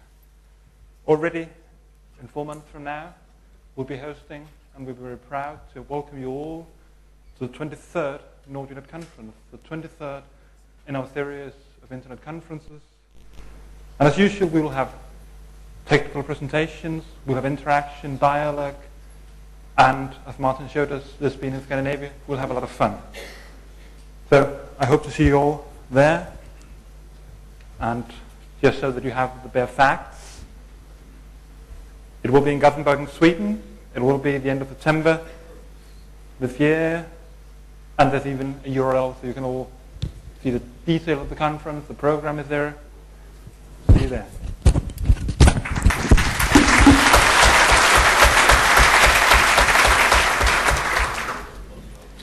So it's time to say goodbye for now. I hope that most of you, like myself, have felt that this has been a really good and fruitful conference in very nice surroundings. A lot of thanks have already been said at several occasions, but let me also finish once more by thanking everybody who has contributed to the success of this conference, the participants, the GAR team, all the local people here in Catania, and of course all the speakers. Thank you to everyone, and I hope to see you again next year for the TNC 2007.